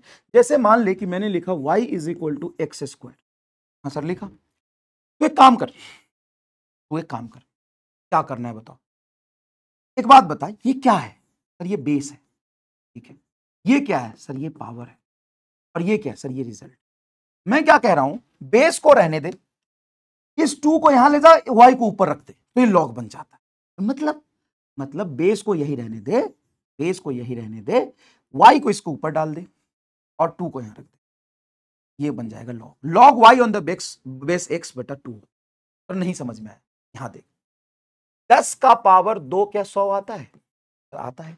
एक चीज समझना बेटा, एक चीज समझना, मान लिए तुम्हारा लिखा हुआ है, मैं क्या कह रहा हूं, बेस को रहने दे, इसको इसके साथ इंटरचेंज कर दे, लॉग लगा, तो लॉग बेस को रहने दे 100 बराबर इसको रिजल्ट को यहां ले, सॉरी जो पावर है उसको यहां लगा, मैं कह रहा हूं पावर और रिजल्ट को इंटरचेंज कर दे। तो बता लॉग 100 ऑन द बेस 10 2 होता है कि नहीं होता? हाँ सर होता है, क्योंकि 100 को हम लिख सकते हैं 10 का स्क्वायर, 2 बाहर चला जाएगा, लॉग 10 ऑन द बेस 10 2 आ। क्लियर है? जैसे y इज इक्वल टू कहीं लिखा हुआ है log y is equal to E का पावर x, कहीं लिखा हुआ, तू यहां कह रहा है कि एंटी लॉग लेना है मुझे, sorry y is equal to लिया हुआ है log x on the base ही, तुम्हें कहना है एंटी लॉग लेना है। तो एंटी लॉग का मतलब पता है क्या होता है, कि ये जो पावर का कंसेप्ट है ना उसमें वापस लाना। पावर के कंसेप्ट में पावर और रिजल्ट को जब इधर उधर करते हैं तो वही लॉग हो जाता है। तो समझ गया? मतलब आप ये समझो कि इस बेस पर ये पावर डालेंगे तो ये रिजल्ट होगा, समझना, ये बेस अपने बेस के जगह पे रहता है, इस बेस पर ये पावर डालेंगे तो ये रिजल्ट हो। तो यहां पे जब तुम ये देख रहे हो तो ये बेस है, ये उसका रिजल्ट है और ये पावर है। तो ये बेस है, बेस पर बेस रहने दो, ये तुम्हारा जो सामने दिख रहा है वो इसका पावर है, ये तुम्हारा रिजल्ट है। यही तो एंटी लॉग होता है। एंटी लॉग का मतलब जो पावर में मेन कंसेप्ट था ना उसमें वापस ले आने को हम एंटी लॉग कहते हैं, उसमें वापस ले आने को हम क्या कहते हैं? एंटी लॉग कहते हैं। बस जैसे एक एग्जांपल समझो, L बराबर लॉग I बटा I0 ऑन द बेस 10, ये लाउडनेस में तुम्हें पढ़ना है, हाँ इसमें मुझे एंटी लॉग लेना है, इसमें मुझे एंटी लॉग लेना है, बस इसी एक्सप्रेशन में लेना है, बाकी कुछ नहीं है। सुन मैं क्या कह रहा हूं, ये लॉग है ना, लॉग में ये क्या होता है सर? ये बेस होता है, और ये क्या होता है सर? ये मेन लॉग होता है, ये रिजल्ट है। मैं कह रहा हूं कि इस एंटी लॉग लेने का मतलब बेस को रहने दे, बेस को कुछ मत कर, इसको इसके साथ इंटरचेंज कर, तो I बाई I0 इधर आ जाएगा क्या? हाँ I बाई I0 इधर, बेस अपनी जगह पे रहेगा, इसका पावर एल आ जाएगा, तो I by I0 is equal to 10 का पावर एल। बस सर इसका लॉग लेंगे, अगर तू लॉग लेगा तो मेरी बात समझ, लॉग लेने का मतलब क्या होता है? बेस को रहने दे, बेस को मत घुमा, बेस को रहने दे, इसको यहां ले जा, I बाई I0 एल बराबर ये आ जाएगा, log I by I0 on the base 10 is equal to L. तो क्या मैंने जो लॉग पढ़ाया था यहां से थोड़ा एंटी लॉग का रिवीजन हो गया। चलो अब समझते हैं वेक्टर। वेक्टर किसको कहते हैं? वेक्टर वो फिजिकल क्वांटिटी है जिसके पास मैग्नीट्यूड और डायरेक्शन दोनों, उसको हम क्या कहते हैं सर? उसको हम वेक्टर कहते हैं। वो फिजिकल क्वांटिटी जिसमें मैग्नीट्यूड और डायरेक्शन दोनों, उसको हम क्या कहते हैं? वेक्टर। तो अब देख, इक्वल वेक्टर किसको बोलते हैं? जिसका मैग्नीट्यूड दोनों का सेम हो और डायरेक्शन भी सेम हो, मतलब उनके बीच का एंगल 0 डिग्री, उसको इक्वल वेक्टर कहते हैं। पैरेलल वेक्टर किसको कहते हैं? पैरेलल वेक्टर मतलब उसका डायरेक्शन कुछ भी हो सकता है लेकिन एंगल सेम होना चाहिए, मतलब सॉरी, पैरेलल वेक्टर मतलब उसका मैग्नीट्यूड कुछ भी हो सकता है लेकिन उनका डायरेक्शन क्या होना चाहिए? एकदम सेम होना चाहिए, मतलब दोनों सेम डायरेक्शन में ओरिएंटेड है। मतलब ये पैरेलल वेक्टर हो गए, ये पैरेलल वेक्टर हो गए, ए और बी ये पैरेलल वेक्टर हो गए। इसको हम इक्वल नहीं बोल सकते बेटा। क्यों नहीं बोल सकते सर इक्वल? क्योंकि इक्वल होने के लिए दोनों सेम होना चाहिए, डायरेक्शन और मैग्नीट्यूड। अगर उनका डायरेक्शन सेम है लेकिन मैग्नीट्यूड उल्टा सीधा कुछ भी है तो उसको पैरेलल बोलेंगे। अपोजिट और निगेटिव वेक्टर किसको बोलते हैं? अपोजिट, एकदम अपोजिट होने का मतलब मैग्नीट्यूड भी सेम और एंगल उनके बीच का 180 डिग्री। बहुत खूबसूरत तरीके से टाइप ऑफ वेक्टर को यहां पे सजा दी। यूनिट वेक्टर का मैग्नीट्यूड क्या होता है? 1 होता है, डायरेक्शन आर्बिट्ररी होता है उसका। जीरो वेक्टर किसको कहते हैं? एक ऐसा वेक्टर जिसका मैग्नीट्यूड 0 हो और एनी डायरेक्शन में ओरिएंटेड हो। जैसे मान लो कि मैं यहां पे रेस्ट में हूं, मेरी वेलोसिटी बताओ, तो मैं वेलोसिटी तो वेक्टर पूछ रहा हूं लेकिन वेलोसिटी की वैल्यू अभी क्या होगी? 0 होगी। तो मैं पूछ तो वेक्टर रहा हूं ना, लेकिन उसकी वैल्यू अभी क्या है? 0 है। Anti parallel vector, anti parallel मतलब डायरेक्शन अपोजिट और मैग्नीट्यूड कुछ भी हो सकता है। ऑर्थोगोनल मतलब परपेंडिकुलर। कॉनकरेंट वेक्टर मतलब एक जगह लग रहा है। ऑर्थोगोनल वेक्टर्स मतलब परपेंडिकुलर वेक्टर्स कहते हैं। समझ में आएगा? मान लो वेक्टर को हम इस तरीके से रिप्रेजेंट कर रहे हैं, ए वेक्टर बराबर ए एक्स आई कैप, ए वाई जे कैप, ए जेड के कैप। इसका मैग्नीट्यूड क्या होगा? इसका मैग्नीट्यूड होगा रूट अंडर एक्स का होल स्क्वायर प्लस ए वाई का होल स्क्वायर प्लस ए जेड का होल स्क्वायर। ये इसका मैग्नीट्यूड। मैग्नीट्यूड में क्या करते हैं? जैसे आई के जे के कैप है तो इसका होल स्क्वायर प्लस इसका होल स्क्वायर प्लस इसका होल स्क्वायर का रूट हम मैग्नीट्यूड निकालते हैं। ठीक है। If vector making an angle alpha beta and gamma from x y and z axis, जैसे देखो, जैसे बेटा मान लो ये तुम्हारा एक्स एक्सिस है, ये तुम्हारा वाई एक्सिस है, ये कोई वेक्टर मैंने बनाया ए थीटा एंगल पे, तो ये वेक्टर का नेट स्ट्रेंथ है। इसका एक्स कंपोनेंट बेटा, एक्स कंपोनेंट आपका ये होगा एक्स, वाई कंपोनेंट इसका ये होगा ए वाई। तो यहां से आप कॉस थीटा को क्या लिखते हो? सर कॉस थीटा तो होता है सर बेस अपॉन हाइपोटेन्यूज। हाँ, एक्स बटा ए। तो क्या मुझे अगर किसी भी वेक्टर का एक्स कंपोनेंट पता है और नेट वैल्यू पता है तो उसका रेशियो हमें एक्स एक्सिस एंगल बता देगा। तो सही है। उस तरीके से अगर बेटा मतलब ये एंगल अल्फा होता तो क्या मैं कह देता ए का ये कंपोनेंट ए वाई है और ये हाइपोटेन्यूज है। तो कॉस अल्फा क्या होगा? यहां से देखो, अगर ये ट्रायंगल बनाए तो बेस अपॉन हाइपोटेन्यूज, तो ए वाई बटा ए। तो अगर ए एक्स को मैं ए से डिवाइड करूंगा तो कॉस थीटा मिल जाएगा, ए वाई को ए से डिवाइड करूंगा तो कॉस अल्फा मिल जाएगा, मतलब वाई एक्सिस एंगल। और अगर मैं एजेड मतलब मान लो कि वेक्टर में एक्स वाई जेड तीनों कंपोनेंट एजेड बटा ए करूं तो जेड एक्सिस एंगल मिल जाएगा। तो देखिए cos square alpha plus cos square beta plus cos square gamma क्या हो जाएगा? 1। कैसे? एक बात बता, मान ले ये एंगल अल्फा है तुम्हारा, ये कुछ बीटा बोल दिया, मान ले बीटा, ये अल्फा बोल देता हूं, ये बीटा बोल देता हूं, जेड एक्सिस से गामा है, तो cos gamma is equal to क्या होगा? ए जेड बटा ए। तो cos square alpha, cos square beta, cos square gamma. देख बेटा, बहुत हिम्मत करके ये लेक्चर बना रहा हूं मैं। अगर बहुत धीरे धीरे पढ़ाऊंगा 6 घंटा लगेगा, लेकिन 6 घंटा तेरे पास टाइम नहीं है, क्वेश्चन प्रैक्टिस कब करेगा? और जो चीजें पढ़ाई गई है उसको बहुत अच्छे से तेरे दिमाग में बिठा देना, जो एकदम काम की चीज है। तो हिम्मत करके बना रहा हूँ। इसमें बहुत सारे बच्चे बोलेंगे हमको तो नहीं आया, क्या पढ़ा के चला गया, तो बहुत गाली को मिलेगी, लेकिन कोई बात नहीं, कोई बात नहीं। तुमको फायदा हो रहा है तो कमेंट में जरूर बताना। ये देखो, कॉस अल्फा क्या होता है? X by A. Cos beta क्या होता है? A Y by A. Cos gamma क्या होता है? A Z by A. Cos square alpha, cos square beta, cos square gamma क्या हो जाएगा? तीनों का होल स्क्वायर करके जोड़ दो। तो हम जानते हैं ए का होल स्क्वायर बराबर एक्स का होल स्क्वायर प्लस ए वाई का होल स्क्वायर प्लस ए जेड का होल स्क्वायर, इसके बराबर होगा। बिल्कुल सही बात है। तो इसका सम क्या हो जाएगा? 1। Sine square alpha plus sine square beta sine square gamma 2 होगा। इसको प्रूफ कर लो। चलो प्रूफ कर लो इसको। ठीक है बेटा, यही चीज। वेक्टर एडिशन क्या होता है? दो वेक्टर के बीच में अगर एंगल अल्फा है, दो वेक्टर के बीच में अगर एंगल थीटा है, सॉरी दो वेक्टर है, देखो ये बी वेक्टर और ये ए वेक्टर, ए वेक्टर और बी वेक्टर के बीच में एंगल थीटा है, तो ट्रायंगल ऑफ वेक्टर एडिशन क्या कहता है कि पहला वेक्टर ड्रॉ करो, दूसरा वहीं से शुरू करना जहां पे पहला खत्म होगा, पहले के टेल से दूसरे के हेड को मिला दो, ये रिजल्टेंट है। अगर ए और बी के बीच में एंगल तुम्हारा ये बी था, बी को हम यहां भी बना सकते हैं, ये बी है। अगर ए और बी के बीच में एंगल थीटा है तो रिजल्टेंट और ए के बीच में एंगल कुछ अल्फा मान लेते हैं, तो ठीक है। तो ए और बी के बीच में एंगल ये थीटा है, तो रिजल्टेंट होता है बेटा A square plus B square plus 2ab cos theta. Resultant क्या होगा? A square plus B square plus 2ab cos theta. देखो ये ए वेक्टर है, ये बी वेक्टर है, दोनों के बीच में एंगल थीटा है, बी को शिफ्ट करके हाँ बना, देखो ए और बी के बीच में एंगल, तो ए जहां पे खत्म हुआ वहीं से बी शुरू किया और ए के टेल से बी के हेड को मिला दिया, तो हम इसको कहते हैं a vector plus B vector बराबर आपका क्या आएगा? R vector. A square plus B square plus 2ab cos theta resultant हो जाएगा। हाँ, अगर यहाँ पे थीटा को हम 0 रखते हैं, थीटा को हम जीरो रखते तो क्या होगा, A square plus B square plus 2ab cos zero होता है आपका 1। तो ये बनेगा A square plus B square plus 2ab, A square plus B square plus 2ab, A B का होल स्क्वायर हो जाएगा, ए बी का होल स्क्वायर और ये रूट काटेंगे तो सिंपल इसका resultant maximum A plus B होगा। अगर यहाँ पे थीटा को हम 90 रखते हैं तो cos 90 जीरो होता है, तो ये बनेगा root under A square plus B square. हाँ सर बनेगा। रूट को इधर ले आओ तो क्या इसको मैं ऐसे भी लिख सकता हूं, ये देखो रूट को इधर ले आओ तो क्या मैं इसको ऐसे लिख सकता हूं, आर स्क्वायर बराबर a square plus B square. हाँ सर। अगर थीटा 180 हो तो रिजल्टेंट क्या होता है, सिंपल मिनिमम ए माइनस बी। अगर ए और बी की वैल्यू हम देखें कुछ है तो 0 डिग्री पे सिंपल उसके मैग्नीट्यूड का सम हो रहा है वेक्टर एडिशन में, 180 डिग्री पे उनके मैग्नीट्यूड का सब्ट्रैक्शन हो रहा है, और 90 डिग्री पे देखो क्या रिजल्टेंट आ रहा है। हाँ सर। तो ए प्लस बी से लेकर के, मतलब दो वेक्टर के मैग्नीट्यूड के सिंपल सम से लेकर के दो वेक्टर के मैग्नीट्यूड के सिंपल डिफरेंस तक उसका रिजल्टेंट आता है। रिजल्टेंट मतलब वेक्टर सम। हम यहाँ पे ए और बी जोड़ रहे हैं, क्या जोड़ रहे हैं हमने, ए और बी का मैग्नीट्यूड सिंपल जोड़ दिया, और वो वेक्टर सम के बराबर इसलिए आ रहा है क्योंकि दोनों के बीच का एंगल जीरो है। हम ए और बी के मैग्नीट्यूड को डायरेक्टली जोड़ के आर नहीं बोल रहे, हम बोल रहे हैं कि मैग्नीट्यूड ए का whole square plus magnitude b का होल स्क्वायर का रूट आर आ रहा है। क्यों? क्योंकि थीटा 90। अगर थीटा 180 होता तो ए वेक्टर मान ले इधर है, बी वेक्टर इधर है, और 180 एंगल है, दोनों को जोड़, लेकिन ऐसे और दोनों को जोड़ रहा है तो बेटा ये घट जाएगा। हाँ सर। अगर दोनों का मैग्नीट्यूड सेम है, उनके बीच का एंगल थीटा, तो रिजल्टेंट आता है 2a cos थीटा बाई 2। दोनों का रिजल्टेंट मैग्नीट्यूड सेम है, उनके बीच का एंगल थीटा, तो डिफरेंस आता है 2a sin theta by 2। 0 degree पे दो वेक्टर का मैग्नीट्यूड क्या है तुम्हारा, सेम है।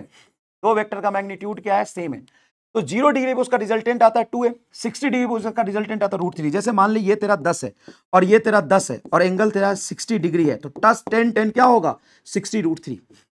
क्या होगा, 60√3, 10√3, 10√3। 60 डिग्री पे सेम वेक्टर का जो रिजल्टेंट होता है √3 टाइम्स होता है। 90 डिग्री पे √2 है, 120 डिग्री पे a, 10 10 का सम 10 ही आएगा, और 180 डिग्री पे 10 - 10 0, और डिफरेंस में ही उल्टा हो जाता है। तो इसलिए कहते हैं कि इस वेक्टर एडिशन और वेक्टर सब्ट्रैक्शन में एग्जैक्टली इनवर्स रिलेशन है। वेक्टर एडिशन और वेक्टर सब्ट्रैक्शन में क्या है, एग्जैक्टली इनवर्स रिलेशन है। वेक्टर सब्ट्रैक्शन देख, a square b square minus 2ab cos theta.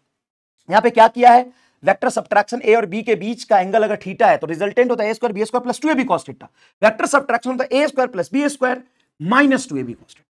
Clear है? इसका देखो डिफरेंस a माइनस बी से लेकर के a प्लस बी तक है। क्लियर है? हाँ सर।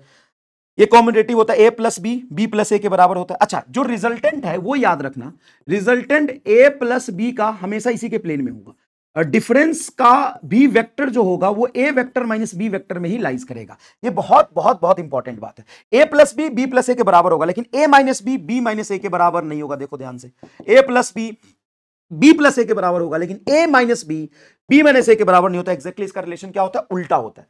डॉट प्रोडक्ट क्या है, a डॉट बी बराबर ab cos थीटा। हाँ सर। यहां से हम क्या क्या निकाल सकते हैं, देखो एक बात बताओ, a डॉट बी बराबर ab cos theta. b cos theta क्या है sir, b cos theta b का कंपोनेंट है a की तरफ, देखो ना, a एज इट इज रहेगा। देखो b cos थीटा क्या है, component of b along a। तो ये वाली चीजें आप याद रखना, i डॉट i 1 होता है, i डॉट k 0 होता है। डिफरेंट रहेगा तो 0, सेम रहेगा तो देखो 1। क्लियर है क्या? ये वाली चीजें आप रिवाइज करा लेना, फटाफट आते हैं। एप्लीकेशन ऑफ डॉट प्रोडक्ट क्या है, a dot b ab cos theta है। तो मान लो दो वेक्टर दिया हुआ है, दोनों के बीच मुझे एंगल पूछ रहा है, तो a डॉट बी और ab cos थीटा, तो cos थीटा क्या हो जाएगा, a डॉट बी बटा ab। ये इस पर सवाल पूछे जाते हैं बेटा। Check unit vector, same vector का सेम वेक्टर के साथ डॉट प्रोडक्ट ले लोगे तो वो अगर 1 आ रहा है तो ये यूनिट वेक्टर रहा होगा, यूनिट वेक्टर रहा होगा। देखो ना, a डॉट a 1 आ गया तो यूनिट वेक्टर है। चेक करो ऑर्थोगोनल है या नहीं। मान लो दो वेक्टर है a और b, अगर वो ऑर्थोगोनल है मतलब परपेंडिकुलर है, तो इन दोनों का डॉट प्रोडक्ट क्या आएगा, देखो a vector dot b vector बराबर a b cos थीटा होता है, जहां पे 90 रखें, cos 90 क्या हो गया, 0। मतलब a डॉट b अगर तुम्हारा 0 आ रहा है तो पक्का वो दोनों क्या होंगे, परपेंडिकुलर है। एक वेक्टर का कंपोनेंट दूसरे वेक्टर की तरफ निकालने के लिए हम डॉट प्रोडक्ट का यूज करते हैं। Cross product a cross b a b sin theta, इसमें याद रखना, इसको हम डॉट प्रोडक्ट का स्केलर प्रोडक्ट कहते हैं क्योंकि इसका रिजल्ट स्केलर आता है। एग्जांपल के लिए फिजिक्स में कहां काम आता है, वर्क बराबर होता है बेटा फोर्स इंटू डिस्प्लेसमेंट, सवाल कराऊंगा मैं। पावर बराबर होता है एफ डॉट वी का प्रोडक्ट। पोटेंशियल एनर्जी होता है, याद कर भाई, याद कर, खींच के याद कर, ई डॉट पी या पी डॉट ई, किसी का भी ले ले कहीं से, कोई दिक्कत नहीं, स्केलर है ये पी डॉट ई। और क्रॉस प्रोडक्ट कहां होता है, क्रॉस प्रोडक्ट बेटा torque r cross f cross product है। टॉर्क आर, अच्छा torque p cross e torque होता है, और पी डॉट ई तुम्हारा पोटेंशियल एनर्जी होता है। तो कोई रिजल्ट अगर वेक्टर आ रहा है, दो चीजों का फिजिकल क्वांटिटी का रिजल्ट वेक्टर आ रहा है तो क्रॉस प्रोडक्ट से है। और उसमें साइन थीटा आएगा। और किसी दो फिजिकल क्वांटिटी का रिजल्ट स्केलर आ रहा है तो डॉट प्रोडक्ट आएगा, क्योंकि डॉट प्रोडक्ट को हम स्केलर प्रोडक्ट कहते हैं, इसका रिजल्ट स्केलर होता है। क्रॉस प्रोडक्ट को हम वेक्टर प्रोडक्ट कहते हैं, क्योंकि इसका रिजल्ट वेक्टर होता है। अब सबसे जो खास बात है इसमें कि मान ले मैंने लिखा आर वेक्टर बराबर ए क्रॉस बी, ठीक है। इसमें एक ध्यान देने वाली बात है, कि ए और बी का जब हम क्रॉस प्रोडक्ट लेते हैं तो उसका रिजल्टेंट हमेशा उसके परपेंडिकुलर आता है। रिजल्टेंट हमेशा क्या आता है? उसके परपेंडिकुलर आता है। क्लियर है क्या? ये वाली बात आप जानते हो, इसको अच्छे से रिवाइज कर लेना। ए क्रॉस बी कैसे निकालते हैं? अगर मान ले आई जे के दिया हुआ है, तो ए क्रॉस बी में आई जे के लिखेंगे। उसके बाद क्या करेंगे? ए का जो मल्टीप्लायर है, एक्स वाला, वाई वाला, जेड वाला, बी का मल्टीप्लायर यहां लिखेंगे। आई को हम यहां पे कॉमन निकाल लेंगे, इसको इसके साथ मल्टीप्लाई, इसको इसके साथ मल्टीप्लाई करके लिख दिया। जे को हम कॉमन निकालेंगे, जे को हम यहां कॉमन निकालेंगे तो इसको इसके साथ मल्टीप्लाई किया, देख, फिर इसको इसके साथ मल्टीप्लाई किया। के को निकालेंगे, बहुत इजी है, इस पे हम सवाल करके आपको दिखाएंगे, ठीक है। ये चीज पढ़ लेना, इस पे सवाल करके दिखाएंगे। जेईई मेन 2021 का सवाल है। पॉलीगन लॉ वेक्टर सम सुना है क्या? पॉलीगन लॉ वेक्टर सम एक बहुत बढ़िया सवाल नीट में पूछा था बहुत पहले, जिसमें कई वेक्टर बना दिए थे, A vector, B vector, C vector, D vector, E vector, कुछ ऐसे बना दिया था, याद है? नीट का पूछा हुआ सवाल है। उसने पूछा था कौन सा रिलेशन इन सब में से सही हो सकता है। याद कर, हाँ है ना में कमेंट करना कि हाँ ऐसा सवाल पूछा, तो जो जेईई मेन में वैसा ही सवाल पूछ दिया। पॉलीगन ऑफ वेक्टर एडिशन कहता है कि मान ले मैंने कोई ए वेक्टर बनाया, जहां पे खत्म हो रहा है वहीं से बी शुरू किया, बी जहां पे खत्म वहां से सी शुरू किया, और सी जहां पे खत्म हो रहा है वहां पे डी बना लिया। तो ये होता है A vector plus B vector plus C vector plus D vector बराबर 0। क्यों? क्योंकि डी जहां खत्म हो रहा है वहीं से ए शुरू किया था। मान ले कि मैंने ये लिखा ए वेक्टर बी और ऐसे लिख दिया मैंने सी, तो क्या मैं यहां पे कह सकता हूं कि ए प्लस बी प्लस सी बराबर 0? नहीं। सेम पैटर्न में चलते हुए अगर जहां से शुरू किया था वहीं पहुंच जाए, सेम पैटर्न में चलते हुए जहां से शुरू किया था वहीं पहुंच जाए, तो उसका रिजल्टेंट 0 होता है। तो यहां से शुरू किया ए वेक्टर, ये जहां खत्म हुआ इसे शुरू हुआ है, तो हम बी वेक्टर लिख सकते हैं, a vector plus B vector. लेकिन यहां से उल्टा है ये, सर उल्टा है, तो एक बात बताओ, ये सी है तो इसको मैं माइनस सी लिख सकता हूं ऐसे करके। हाँ, तो माइनस सी को जोड़ा इज इक्वल टू 0। हाँ सर, ये सी ऐसे दिया हुआ है तो उसको उल्टा करूंगा, एक्जैक्टली मैग्नीट्यूड सेम रख के डायरेक्शन उल्टा कर दूंगा, माइनस सी वेक्टर हुआ। तो इसको जोड़ा फिर इसको जोड़ा, बराबर 0 आ गया। माइनस सी को जोड़ा तो 0 आ गया। देखो A vector plus B vector minus C vector बराबर 0, क्योंकि माइनस सी वहीं पे खत्म हुआ जहां से ए शुरू हुआ था। समझ गए? अब सुन मेरी बात, माइनस सी को उधर ले जाऊं तो सर ये बन जाएगा ए वेक्टर प्लस बी वेक्टर बराबर सी वेक्टर बनेगा। एंगल ऑफ वेक्टर एडिशन भी यही कहता है। दोनों अगर समझ आ गया हो तो दिल बरसा देना एकदम। ए वेक्टर ये रहा, बी वेक्टर ये रहा, हाँ। जहां पर तुम्हारा बी खत्म हुआ है ए से शुरू करके वहीं पे मिला दिया, यही तो रिजल्टेंट था। ए वेक्टर बी वेक्टर, ए के टेल से बी के हेड को मिला। अरे हाँ sir, triangle of vector addition भी यही कहता। अब मजा आएगा सवाल करने। ये जेईई मेन 2000 बेसिक मैथ में बेटा अभी फिजिक्स शुरू होने दे, मजा आ जाएगा एकदम। अच्छे अच्छे सवाल बहुत लाऊंगा। फिजिक्स में कंसेप्ट लाएंगे ना, जैसे बेसिक मैथ में ढूंढा, बहुत कोशिश किया चीजों को निकालने की, वेक्टर में बहुत सारी चीजें बन जाती है। देखो यहाँ, अब देखो मैट्रिक्स मैच करना है। हाँ सर, ये तुम्हारा पहला है ए वेक्टर, देखो थोड़ा डल हो गया हो कोई बात नहीं, ए वेक्टर है, ये तेरा सी वेक्टर है, और ये तेरा ए बी वेक्टर इधर दिया। तो रिलेशन क्या लिखेगा इससे? रिलेशन लिखेगा ए वेक्टर, ए जहां खत्म हुआ से सी शुरू हुआ है, और सी जहां पे खत्म हुआ है माइनस बी गया है यहां पर, इज इक्वल टू 0। ये रिलेशन एक के लिए ये रिलेशन आ रहा है। किस में आ रहा है बता? ए सी प्लस में है, बी माइनस में है, ए सी प्लस में बी माइनस में, ए सी प्लस में बी माइनस में, तो यही तो है। पर नहीं उल्टा है। अरे उल्टा है क्या रहेगा ना, इसको उधर ले जा, इसको उधर ले जाएगा तो इधर 0 बराबर बी प्लस में हो जाएगा माइनस ए माइनस सी। जेईई मेन है बेटा, बी माइनस ए माइनस सी हो जाएगा। देख बी माइनस ए माइनस सी, वाह। तो बता सी का आंसर क्या आना चाहिए? एक आंसर है। सी का आंसर क्या आना चाहिए? सी का, देख सी का एक है। एक और करके दिखा दो, एक और करके दिखा दो। जैसे देख ये बेटा ए वेक्टर है, इधर एरो है, ये ए वेक्टर, चलो सर ये लिख लिया हमने ए वेक्टर, और फिर ये b vector plus B vector, और सी उल्टा करके है तो minus C vector is equal to 0, ठीक है ना। या तुम ऐसे भी लिख सकते हो ना, ए वेक्टर प्लस बी वेक्टर, जहां पे बी खत्म हो रहा है ए के टेल से बी के सी को, तो बी सी रिजल्टेंट होगा, तो ऐसे भी लिख सकते हो ए प्लस बी बराबर सी। अब ये किसमें मैच कर रहा है? चौथा का। तो ए बी दोनों प्लस में है, हाँ हाँ हाँ, ये देख तो ये सी है रे। ए और बी को इधर ला तो 0 बराबर सी वेक्टर माइनस ए वेक्टर माइनस बी वेक्टर। आग लगा दी इस बोल। एक आ रहा है इसमें, एक का चौथा है, दो ही देख ले, एक का चौथा, देख देख देख देख देख, मजा आ गया कि नहीं आ गया बता? अरे एकदम आसान सवाल। अरे वेक्टर में भी जोरदार, एक जोरदार चीज कराऊंगा अभी, एकदम पानी पानी कर दूंगा, देखना पानी पानी कर दूंगा, देखना अभी।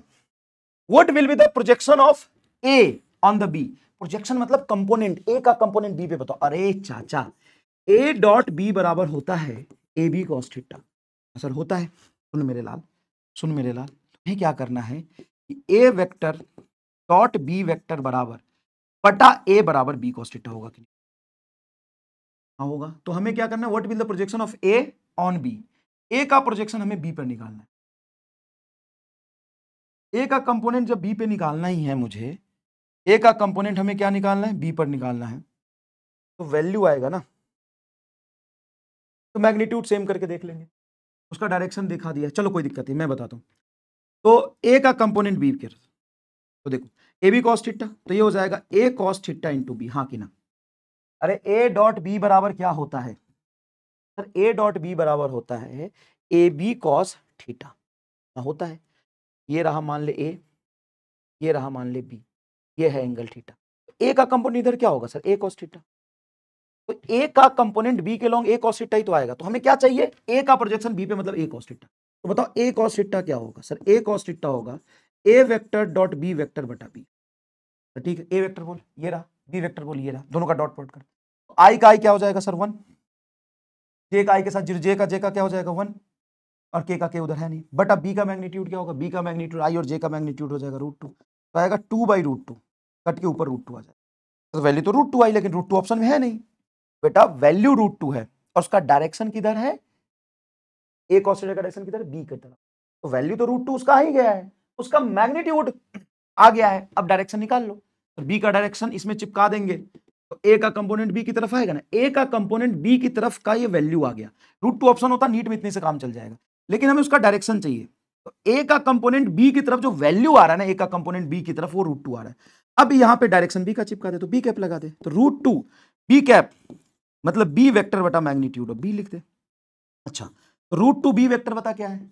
आई कैप प्लस जे कैप, आई कैप प्लस जे कैप बटा इसका मैग्नीट्यूड क्या होगा? इसका मैग्नीट्यूड होगा √2 आई कैप प्लस जे कैप। यही आंसर आ रहा, बी ही है क्या आंसर? यही आंसर है। अरे यार चल कोई बात नहीं, आई कैप प्लस जे कैप आंसर आ रहा। नेक्स्ट देख, जेईई मेन 2021 का सवाल है, क्या है? If a and B are the two vector satisfying the relation, A and B are the two vectors satisfying the relation A dot B बराबर magnitude of A cross B, then value of A vector minus B vector will be। बहुत सुंदर सवाल है, मैं कराता हूं देख, A dot B A cross B के बराबर। A dot B क्या होता है sir? A B cos theta होता है। अच्छा, A cross B क्या होता है sir? A B sin theta होता है। अगर इधर A से A कटेगा, B से B कटेगा, तो tan थीटा तुम्हारा क्या आ गया? 1। तो पक्की बात है tan थीटा 1, थीटा 45 पे आएगा। तो थीटा 45 पे A माइनस बी की वैल्यू क्या होगी? तो A vector minus b vector मतलब उनका वेक्टर सब्ट्रैक्शन होता है, A का होल स्क्वायर प्लस B का whole square minus 2AB cos theta, क्योंकि हमें सब्ट्रैक्ट करना है। तो cos थीटा में यहाँ पे 45 रखोगे, cos 45 1/√2 आ जाएगा, 1/√2 ये से कटेगा तो √2, तो आ गया A square plus B square minus √2AB, minus √2AB, A square plus B square minus √2AB। ये खुद भी कर लेते क्या बहुत आराम से, खुद भी कर लेते क्या बहुत आराम से। देखो इसका सी आंसर आ गया, हाँ बिल्कुल सी होगा, देखो ना सी आंसर है, देखो मजा आ गया कि नहीं। नेक्स्ट देखो, जेईई मेन 2023 का सवाल है, a vector x y plane making an angle 30 degree with y x. Wait, एक वेक्टर है जिसका एक वाई एक्स वाई प्लेन में है, वाई एक्सिस से 30 डिग्री का एंगल बना रहा है, ठीक है। And magnitude of y component of the vector is 2√3। इसका ए वेक्टर का वाईएथ कंपोनेंट हमको दिया हुआ है 2√3। Then magnitude of the x component, तो एक्स कंपोनेंट इसका क्या होगा पूछा है। तो ए वाई पता चल गया, ये एक्स यहां भी बना सकते हो, ये एंगल हो गया, हाँ ये हमें पता चल गया, ये हमें निकालना है, और वाई कंपोनेंट हमें पता चल गया। तो tan 30 कल बता 30 डिग्री, tan 30 परपेंडिकुलर AX बटा बेस AY। सर उल्टा नहीं लिख दिया? अरे यार एंगल यहां से है, इस एंगल के लिए ये बेस हो गया और ये परपेंडिकुलर। सर ये tan 30 1/√3 और वर्टिकल कंपोनेंट AY हमें 2√3 दिया हुआ है, ये AX आएगा, √3 से √3 कट गया, AX बराबर सीधा 2। बोलो वेक्टर पानी पानी हो गया कि नहीं, बताओ ये आंसर आया। नेक्स्ट देखो, जेईई मेन 2023।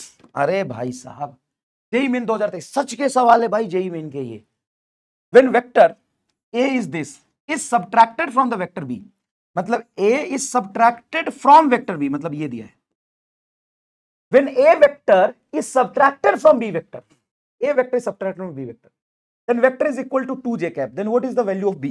ठीक है, ये 2j cap आया और हमें a की वैल्यू दिया हुआ है, तो इस a को उधर ले जा, तो b वेक्टर बराबर 2j cap प्लस a की वैल्यू लिख दे 2i plus 3j plus 2k, तो 2j और 3j 5j, 2i plus 5j plus 2k। अब इसका मैग्नीट्यूड तुम्हें पूछा है, 2 का मैग्नीट्यूड 4, 5 का हो गया 25 और 2 का 4, तो 34 नहीं 33, क्या हो गया 25 और 8, 25 और 33 रूट 33, बी आंसर है रूट 33। भाई साहब बता, जेईई मेन के सारे सवाल का धुआं धुआं कर दिया तुमने। अगर तुम खुद इसको कर पा रहे हो स्क्रीन पॉज करके तो बताओ एकदम धुआं धुआं हो गया कि नहीं हो गया। चलो नेक्स्ट देखो, two vector a and b have equal magnitude if the magnitude of a plus b is equal to the 2 times of the magnitude of a minus b, then angle between a and b। सुनो, vector a and b screen pause करके खुद करो, देखो vector a and b have equal magnitude, a और b की magnitude same है। if magnitude of a and b is equal to 2 times of the magnitude of a minus b, a minus b को हम क्या लिख सकते हैं, a square plus B square minus 2ab cos theta, यही होता है a माइनस b का मैग्नीट्यूड। हाँ रूट कर दो, यही तो वेक्टर सबट्रैक्ट, इसका 2 टाइम्स बराबर है A square plus B square plus 2ab cos theta, यही तो बोल रहा है यार, अरे यही तो बोल रहा है, और क्या बोल रहा है, कह रहा है कि a प्लस बी का जो मैग्नीट्यूड है 2 times of the a minus b है, यही तो बोल रहा है। हाँ रूट लगाओ सर, रूट लगा, इधर का रूट कैंसिल करेगा तो ये 2 स्क्वायर दोनों तरफ स्क्वायर कर दे, चल रूट स्क्वायर से कैंसिल, रूट स्क्वायर से कैंसिल, 2 का 4 आएगा। हाँ तो a square plus B square plus 2a square cos theta बराबर ये 4 आ गया, तो 4a square plus 4b square minus 4, ये 2 होल स्क्वायर, ये 4 था, 4 को अंदर लेंगे, 4 दूना 8, 8a स्क्वायर cos थीटा।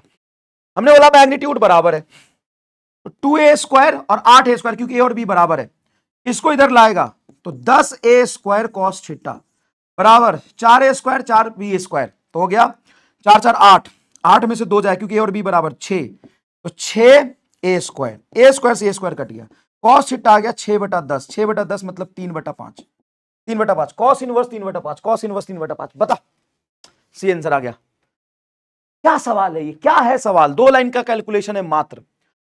देख JEE main 2022, a is a vector quantity such that magnitude of a is non-zero, मतलब a कुछ है, जीरो नहीं है, then which of the following expression is true, a dot a zero हो जाएगा। अरे भाई अगर कोई वेक्टर है उसका उसी के साथ डॉट प्रोडक्ट लूंगा तो ये लिखो ना, a का मैग्नीट्यूड दोनों के बीच का एंगल, हाँ तो a स्क्वायर cos थीटा आएगा ना, तो आप दोनों सेम ही वेक्टर है तो 0 डिग्री, तो ये आएगा a स्क्वायर, तो 0 डिग्री गलत में है ना, सेम का सेम के साथ डॉट प्रोडक्ट करो तो दोनों के बीच में एंगल 0 होगा ना भाई, कोई अलग वेक्टर नहीं ना, सेम वेक्टर है। a cross a is less than 0 नहीं, अगर वो सेम वेक्टर है तो दोनों के बीच में एंगल 0 होगा, तो ये लिखोगे a into a cross b होता है a b साइन थीटा, तो a साइन 0 हो गया 0, तो 0 से कम कैसे होगा, a cross a 0, c answer आना चाहिए। भाई ये ऐसे सवाल पूछे, बताओ तुम कर लोगे कि नहीं कर लोगे, क्या तुम्हें जो पढ़ाया था वो याद आया सब कुछ। इधर देख, which of the following relation is true for the unit vector a vector by a b vector by b making an angle theta with each other।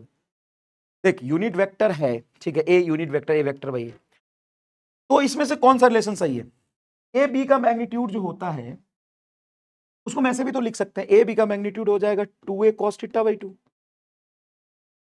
A plus b का मैग्नीट्यूड बराबर ए माइनस बी के magnitude को लिख सकते हो 2 sine theta by 2 into tan theta by 2। क्या ये match कर रहा है, हाँ मैच कर रहा है, टेन थीटा को साइन बटा कॉस लिखोगे, कॉस कॉस से स्क्वायर हो जाएगा, इसका मतलब ये मैच करेगा। कैसे, देखो A vector minus b vector तुम्हें क्या बताया था, तो ए वेक्टर माइनस बी वेक्टर बताया था 2a cos थीटा बाई 2, याद करो सेम मैग्नीट्यूड का अगर वेक्टर है, बोला ना कि दोनों यूनिट वेक्टर, क्या बोला, which of the following relation is true for the 2 unit vector, तो यूनिट वेक्टर मतलब दोनों का वैल्यू सेम है, 2 यूनिट वेक्टर, और यूनिट वेक्टर का मैग्नीट्यूड सेम होता है, तो दोनों का मैग्नीट्यूड 1 है, हाँ सर दोनों का मैग्नीट्यूड 1 है, तो बताओ a माइनस बी को क्या लिखोगे, तो 2a sin theta by 2, 2a cos theta by 2 into sine theta by 2 बटा cos थीटा बाई 2, cos इससे cos से कैंसिल हो जाएगा, साइन से साइन कैंसिल होगा, बराबर आ गया। रीजन सर बोलो मेरे लाल पीले नीले, if the resistance of n force of different magnitude acting at a point is 0, then the minimum value of n is, किसी पॉइंट पे 3 फोर्स लग रहे हैं, 3 फोर्स लग रहे हैं और उनका रिजल्टेंट 0, तो मिनिमम कितने होने चाहिए? 3 होने चाहिए। क्यों? क्योंकि 2 का रिजल्टेंट कभी 0 नहीं हो सकता। रेसिस्टेंस नहीं, resultant of n force of different magnitude. 2 का मैग्नीट्यूड रिजल्टेंट 0 हो सकता है ना जब वो इक्वल मैग्नीट्यूड के हो। जैसे मान लो ये 10 है, इधर से तुम 10 अपोजिट में लगा दो तब तो 0 होगा, लेकिन ये डिफरेंट मैग्नीट्यूड है। ये मान लो 10 है, ये 2 है और ये 4 है, तब तो रिजल्टेंट के लिए 0 करने के लिए 3 होना चाहिए ना। हाँ सर, समझ में आया। अच्छा, 2 वेक्टर का जो रिजल्टेंट होता है ना, उसके मैग्नीट्यूड के सम से उसके मैग्नीट्यूड के डिफरेंस के बराबर होता है। Find the resultant of the 3 vector OA, OB and OC is, देखो ये भी R है, हाँ सर ये भी R है, हाँ सर ये भी R है, क्योंकि सर्कल का रेडियस तो तुम सेंटर से सर्कमफेरेंस तक कहीं लो वो R ही आएगा।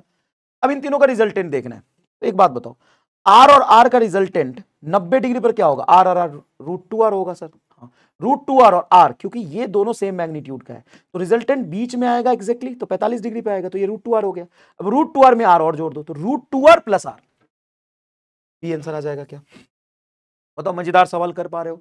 Force of 6 Newton and another 8 Newton, force of 6 Newton and another 8 Newton can be applied to the produce the effect of a single force of, अच्छा 6 और 8 का रिजल्टेंट कितना होगा? तो 6 और 8 का मैक्सिमम वैल्यू 14 होगा और मिनिमम वैल्यू 2 होगा, तो 2 से 14 के बीच में कुछ भी आ सकता है। 2 से 14 के बीच में 1 नहीं है, 10 है। 2 से 14 के बीच में 16 नहीं है, 0 भी नहीं है, मतलब 10 newton. B is your correct answer, हाँ कि ना?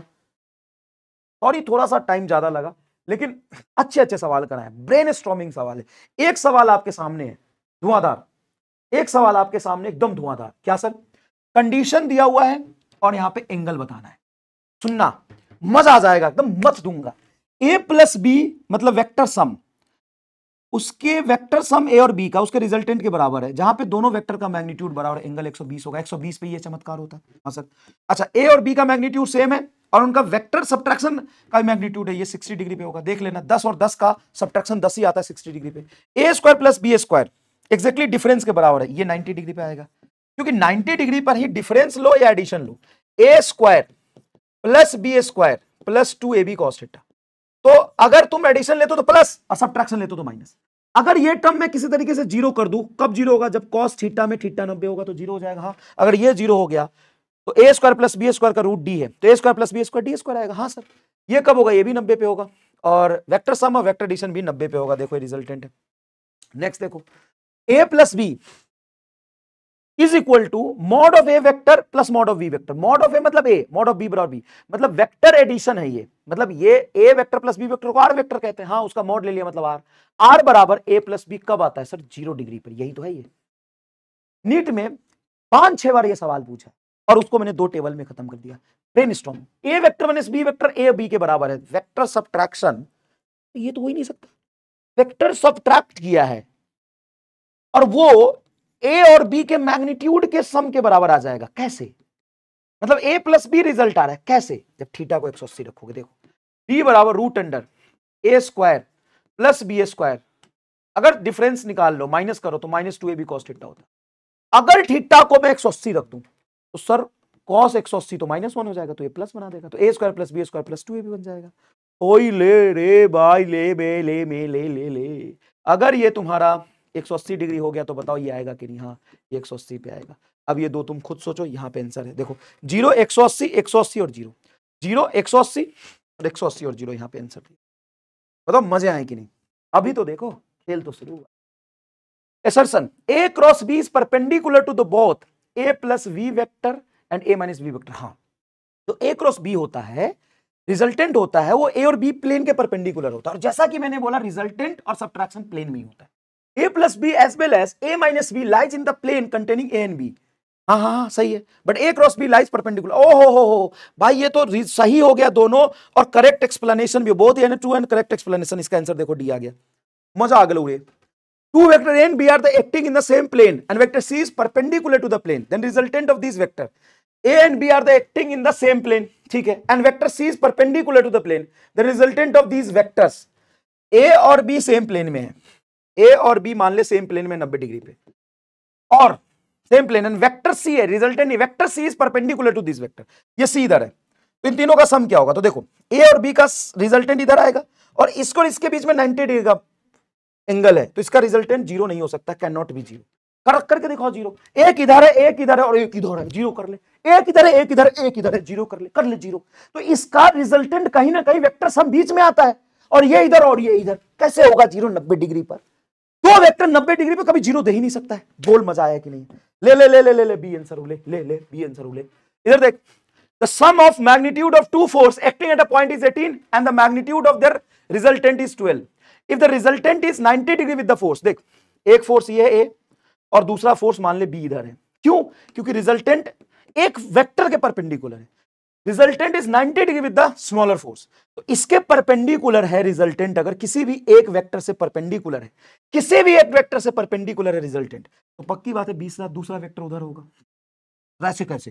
तो ऐसा इसीलिए कि दो वेक्टर का रिजल्टेंट हमेशा बीच में आता है। रिजल्टेंट अगर 90 डिग्री पे तो दूसरा वेक्टर इधर ही होगा ना।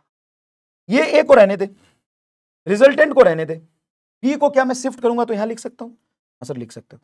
सिंपल ट्रायंगल हाइपोटेन्यूस से देख, रिजल्टेंट की वैल्यू वेक्टर सम को दिया हुआ है 12, एक मैग्नीट्यूड ऑफ देयर रिजल्टेंट 12 और sum of magnitude of two force, मतलब मान ले दो वेक्टर है ए, इसका मैग्नीट्यूड और इसके मैग्नीट्यूड का सम है 18। अब सुन, ये 12 दिया हुआ है, इसको अगर तू x मानता है, a को x मानता है, तो b का मैग्नीट्यूड क्या होगा? 18 माइनस। अब सुन, ये x, हाँ सर, ये 12, ये 18 माइनस, इसका सम पाइथागोरस थ्योरम से प्लस इसका सम का होल स्क्वायर, मतलब x स्क्वायर प्लस 12 का होल स्क्वायर बराबर 18 माइनस x का होल स्क्वायर होगा कि नहीं होगा? तो सॉल्व करके c आ जाएगा तुम्हारा आंसर, देख लेना।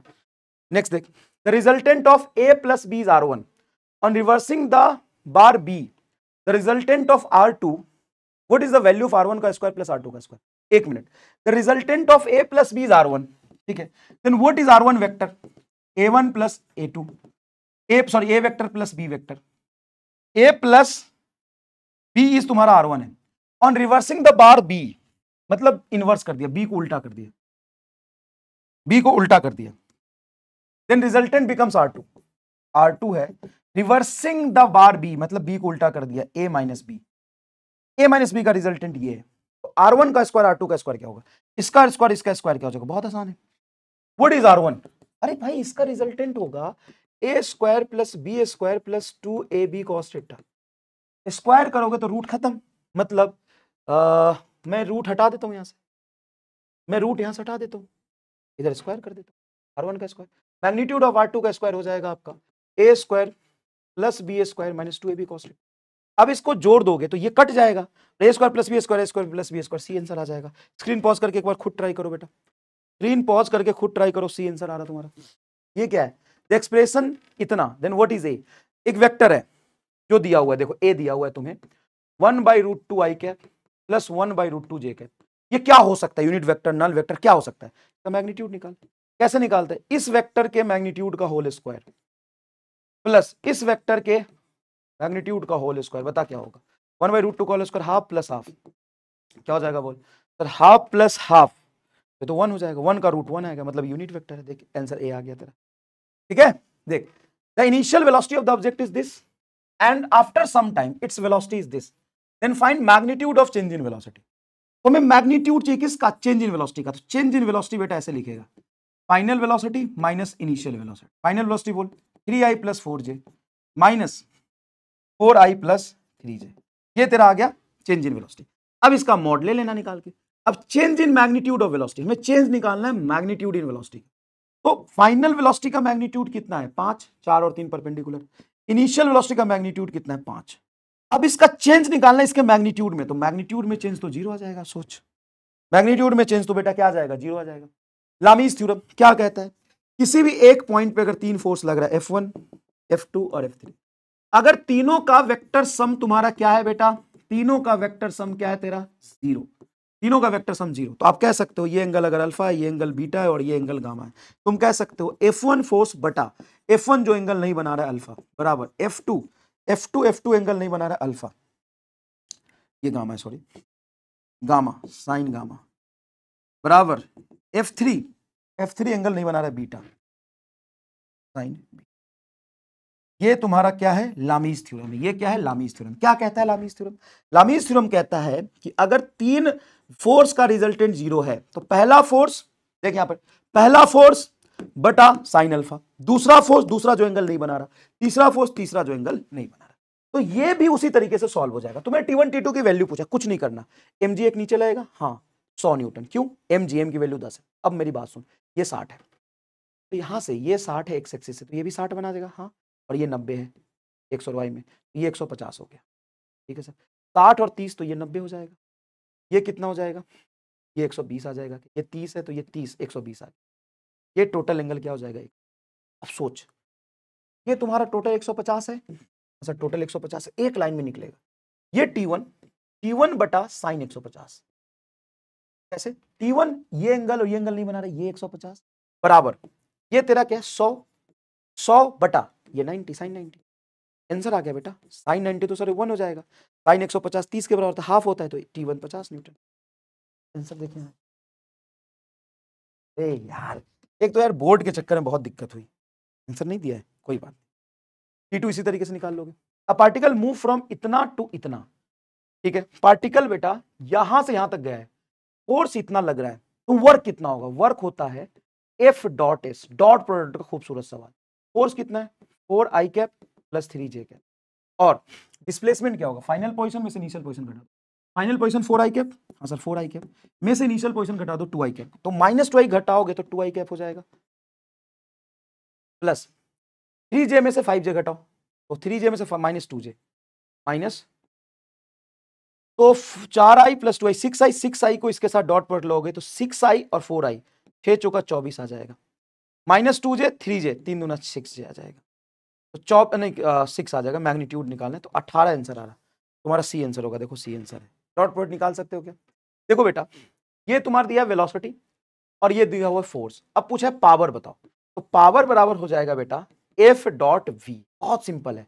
डॉट प्रोडक्ट में क्या करते हैं, सेम जाति वाले लोगों को पकड़ के चिपका देते हैं, जैसे 5i कैप है 2i कैप, तो इसको इससे मल्टीप्लाई करो, तो 5 दूना 10, ठीक है, 2j वाले j को तो 10, -1 को -10 से +10, 30 आंसर आ जाएगा, देखो तो है क्या 30 वाट, देखो नेक्स्ट देखो, एक वेक्टर है बेटा, ये नीट का पूछा हुआ सवाल है, और ये वेक्टर है बेटा b, ठीक है, देन वैल्यू है t at which the orthogonal to each other, ये t की वैल्यू क्या होगी, t की वैल्यू क्या होगी ताकि ये दोनों ऑर्थोगोनल हो जाए, ऑर्थोगोनल के लिए बेटा a डॉट b का डॉट प्रोडक्ट 0 होना चाहिए, अगर दो चीजें ऑर्थोगोनल है मतलब परपेंडिकुलर है, और परपेंडिकुलर का डॉट प्रोडक्ट 0 होता है, कुछ मत करो a डॉट b करो, तो cos omega T I cap और cos ओमेगा टी 2 बटा आई कैप, तो i से i 1 होता है, तो ये हो जाएगा cos omega t into cos omega t by 2 plus इसका इसके साथ डॉट प्रोडक्ट लोगे तो 0, इसका इसके साथ लोगे तो क्या होगा, साइन ओमेगा टी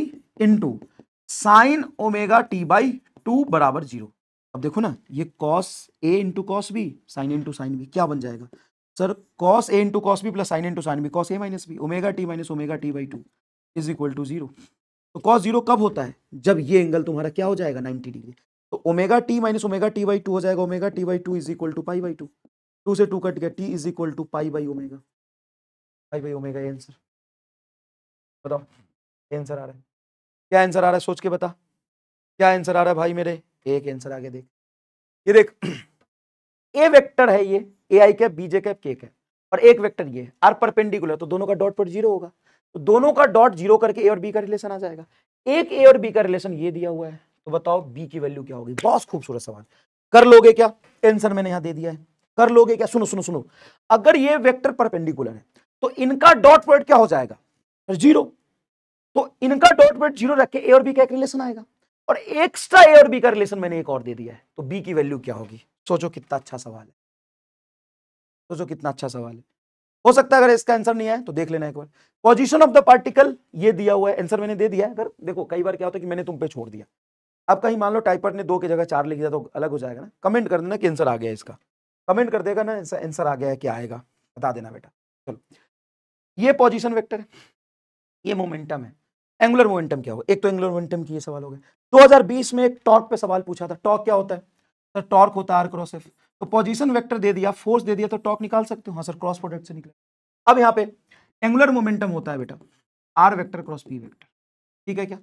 ठीक है, तो यहां पे एल बराबर आपका होगा रिजल्टेंट बराबर आई जे के, पहला जो वेक्टर उसका मल्टीप्लायर बताओ, तो ये है 1 2 -1, दूसरा वेक्टर पी का मल्टीप्लायर बताओ 3 4 -2। अब इसका रिजल्ट क्या होगा, कैसे निकालते हैं? सबसे पहले हम आई को बाहर रखते हैं, ठीक है, बाहर रखा, जब ये बाहर रखते हैं ना तो इसको इससे मल्टीप्लाई करते हैं, 2 दूना -4, और इसको मल्टीप्लाई करेंगे तो -4 आएगा, हाँ, लेकिन यहाँ पे लिखते हैं माइनस इसका मल्टीप्लायर, तो ये हो गया तुम्हारा -4, देखो इसका मल्टीप्लायर -4, इसको इससे मल्टीप्लाई करते हैं तो 2 दूना 4, माइनस साइन के साथ, 4 को 1 से करेंगे तो -4 माइनस ऑफ -4, तो माइनस माइनस क्या हो गया +4, और 4 से कट गया तो ये आ जाएगा 0, माइनस जे कैप, जे कैप जब लोगे तो इसको हटा लो, इसको इससे मल्टीप्लाई करो, 1 -2 क्या होगा सर -2, माइनस इसको मल्टीप्लाई करेंगे तो क्या होगा सर -3, तो ये +3 आ जाएगा, प्लस कुछ के कैप आएगा, तो के कैप में क्या लिखेंगे, इसको हटा देंगे, तो ये आएगा आपका 4 × 1 4, और 3 दूना हो गया -6, तो ये आ गया तुम्हारा कुछ, जे आई कैप तो 0, ये जे आएगा, हाँ सर जे आएगा, जे क्या आ जाएगा 3 -2 क्या हो गया आपका 1 आएगा, माइनस जे कैप, 4 में से 2 चला जाएगा, देख लेना यहाँ से -2 के कैप, तो -2 जे के प्लेन में आ रहा है, मतलब आई से परपेंडिकुलर हो जाएगा, तो एक्स एक्सिस देखो आई से परपेंडिकुलर हो जाएगा, तो इसी तरीके से आपको क्रॉस प्रोडक्ट करना होता है। इस पे एक सवाल मैं आपको उसमें दे दूंगा, क्या कहते हैं डीपीपी में दे दूंगा, प्रैक्टिस कर लेना, बस बात खत्म। इससे बाहर आज तक जेईई मेन और नीट में नहीं आया जितना मैंने बताया। If f is the force acting on the particle having position vector r and torque, then which of the following is correct. देखो टॉर्क बराबर होता है आर क्रॉस एफ, यहां पे आर और एफ के बीच में एंगल कुछ भी हो सकता है, लेकिन टॉर्क आर और एफ दोनों के परपेंडिकुलर, रिजल्टेंट दोनों वेक्टर से परपेंडिकुलर होता है, तो परपेंडिकुलर का डॉट प्रोडक्ट 0 होगा, हाँ, तो देखो पोजीशन वेक्टर का टॉर्क से डॉट प्रोडक्ट क्या हो गया 0, ठीक है, ये 0 आएगा, फोर्स और टॉर्क का भी डॉट प्रोडक्ट 0 आना चाहिए, तो ये गलत हो गया, टॉर्क ये डॉट प्रोडक्ट 0 है, हाँ, फोर्स और टॉर्क का भी डॉट प्रोडक्ट 0 आ गया, मेरे हिसाब से यही सही है, सी होगा ना, पोजीशन और टॉर्क परपेंडिकुलर है, फोर्स और टॉर्क परपेंडिकुलर है, तो क्या सी आंसर आएगा, हाँ। अब बेटा सॉरी, 2 चैप्टर थे बेसिक मैथ, बहुत कुछ होता है यार बेसिक मैथ में और वेक्टर में, इसलिए थोड़ा टाइम ज्यादा लग गया, समय भी ज्यादा लग गया, मैं इसके लिए क्षमा चाहता हूं, आगे बार से थोड़ा और हम क्वेश्चंस कम कर देंगे, तुम पर छोड़ देंगे, तुम प्रैक्टिस कर लेना, ठीक है। थैंक यू सो मच, मिलते हैं अगले लेक्चर में, बताना जरूर कैसा रहा लेक्चर, क्या आप बहुत अच्छे तरीके से समझ आया, क्या क्वेश्चंस आपकी बहुत अच्छे तरीके से प्रैक्टिस हुई, क्या बहुत अच्छे तरीके से रिवीजन हुआ या नहीं। Thank you so much.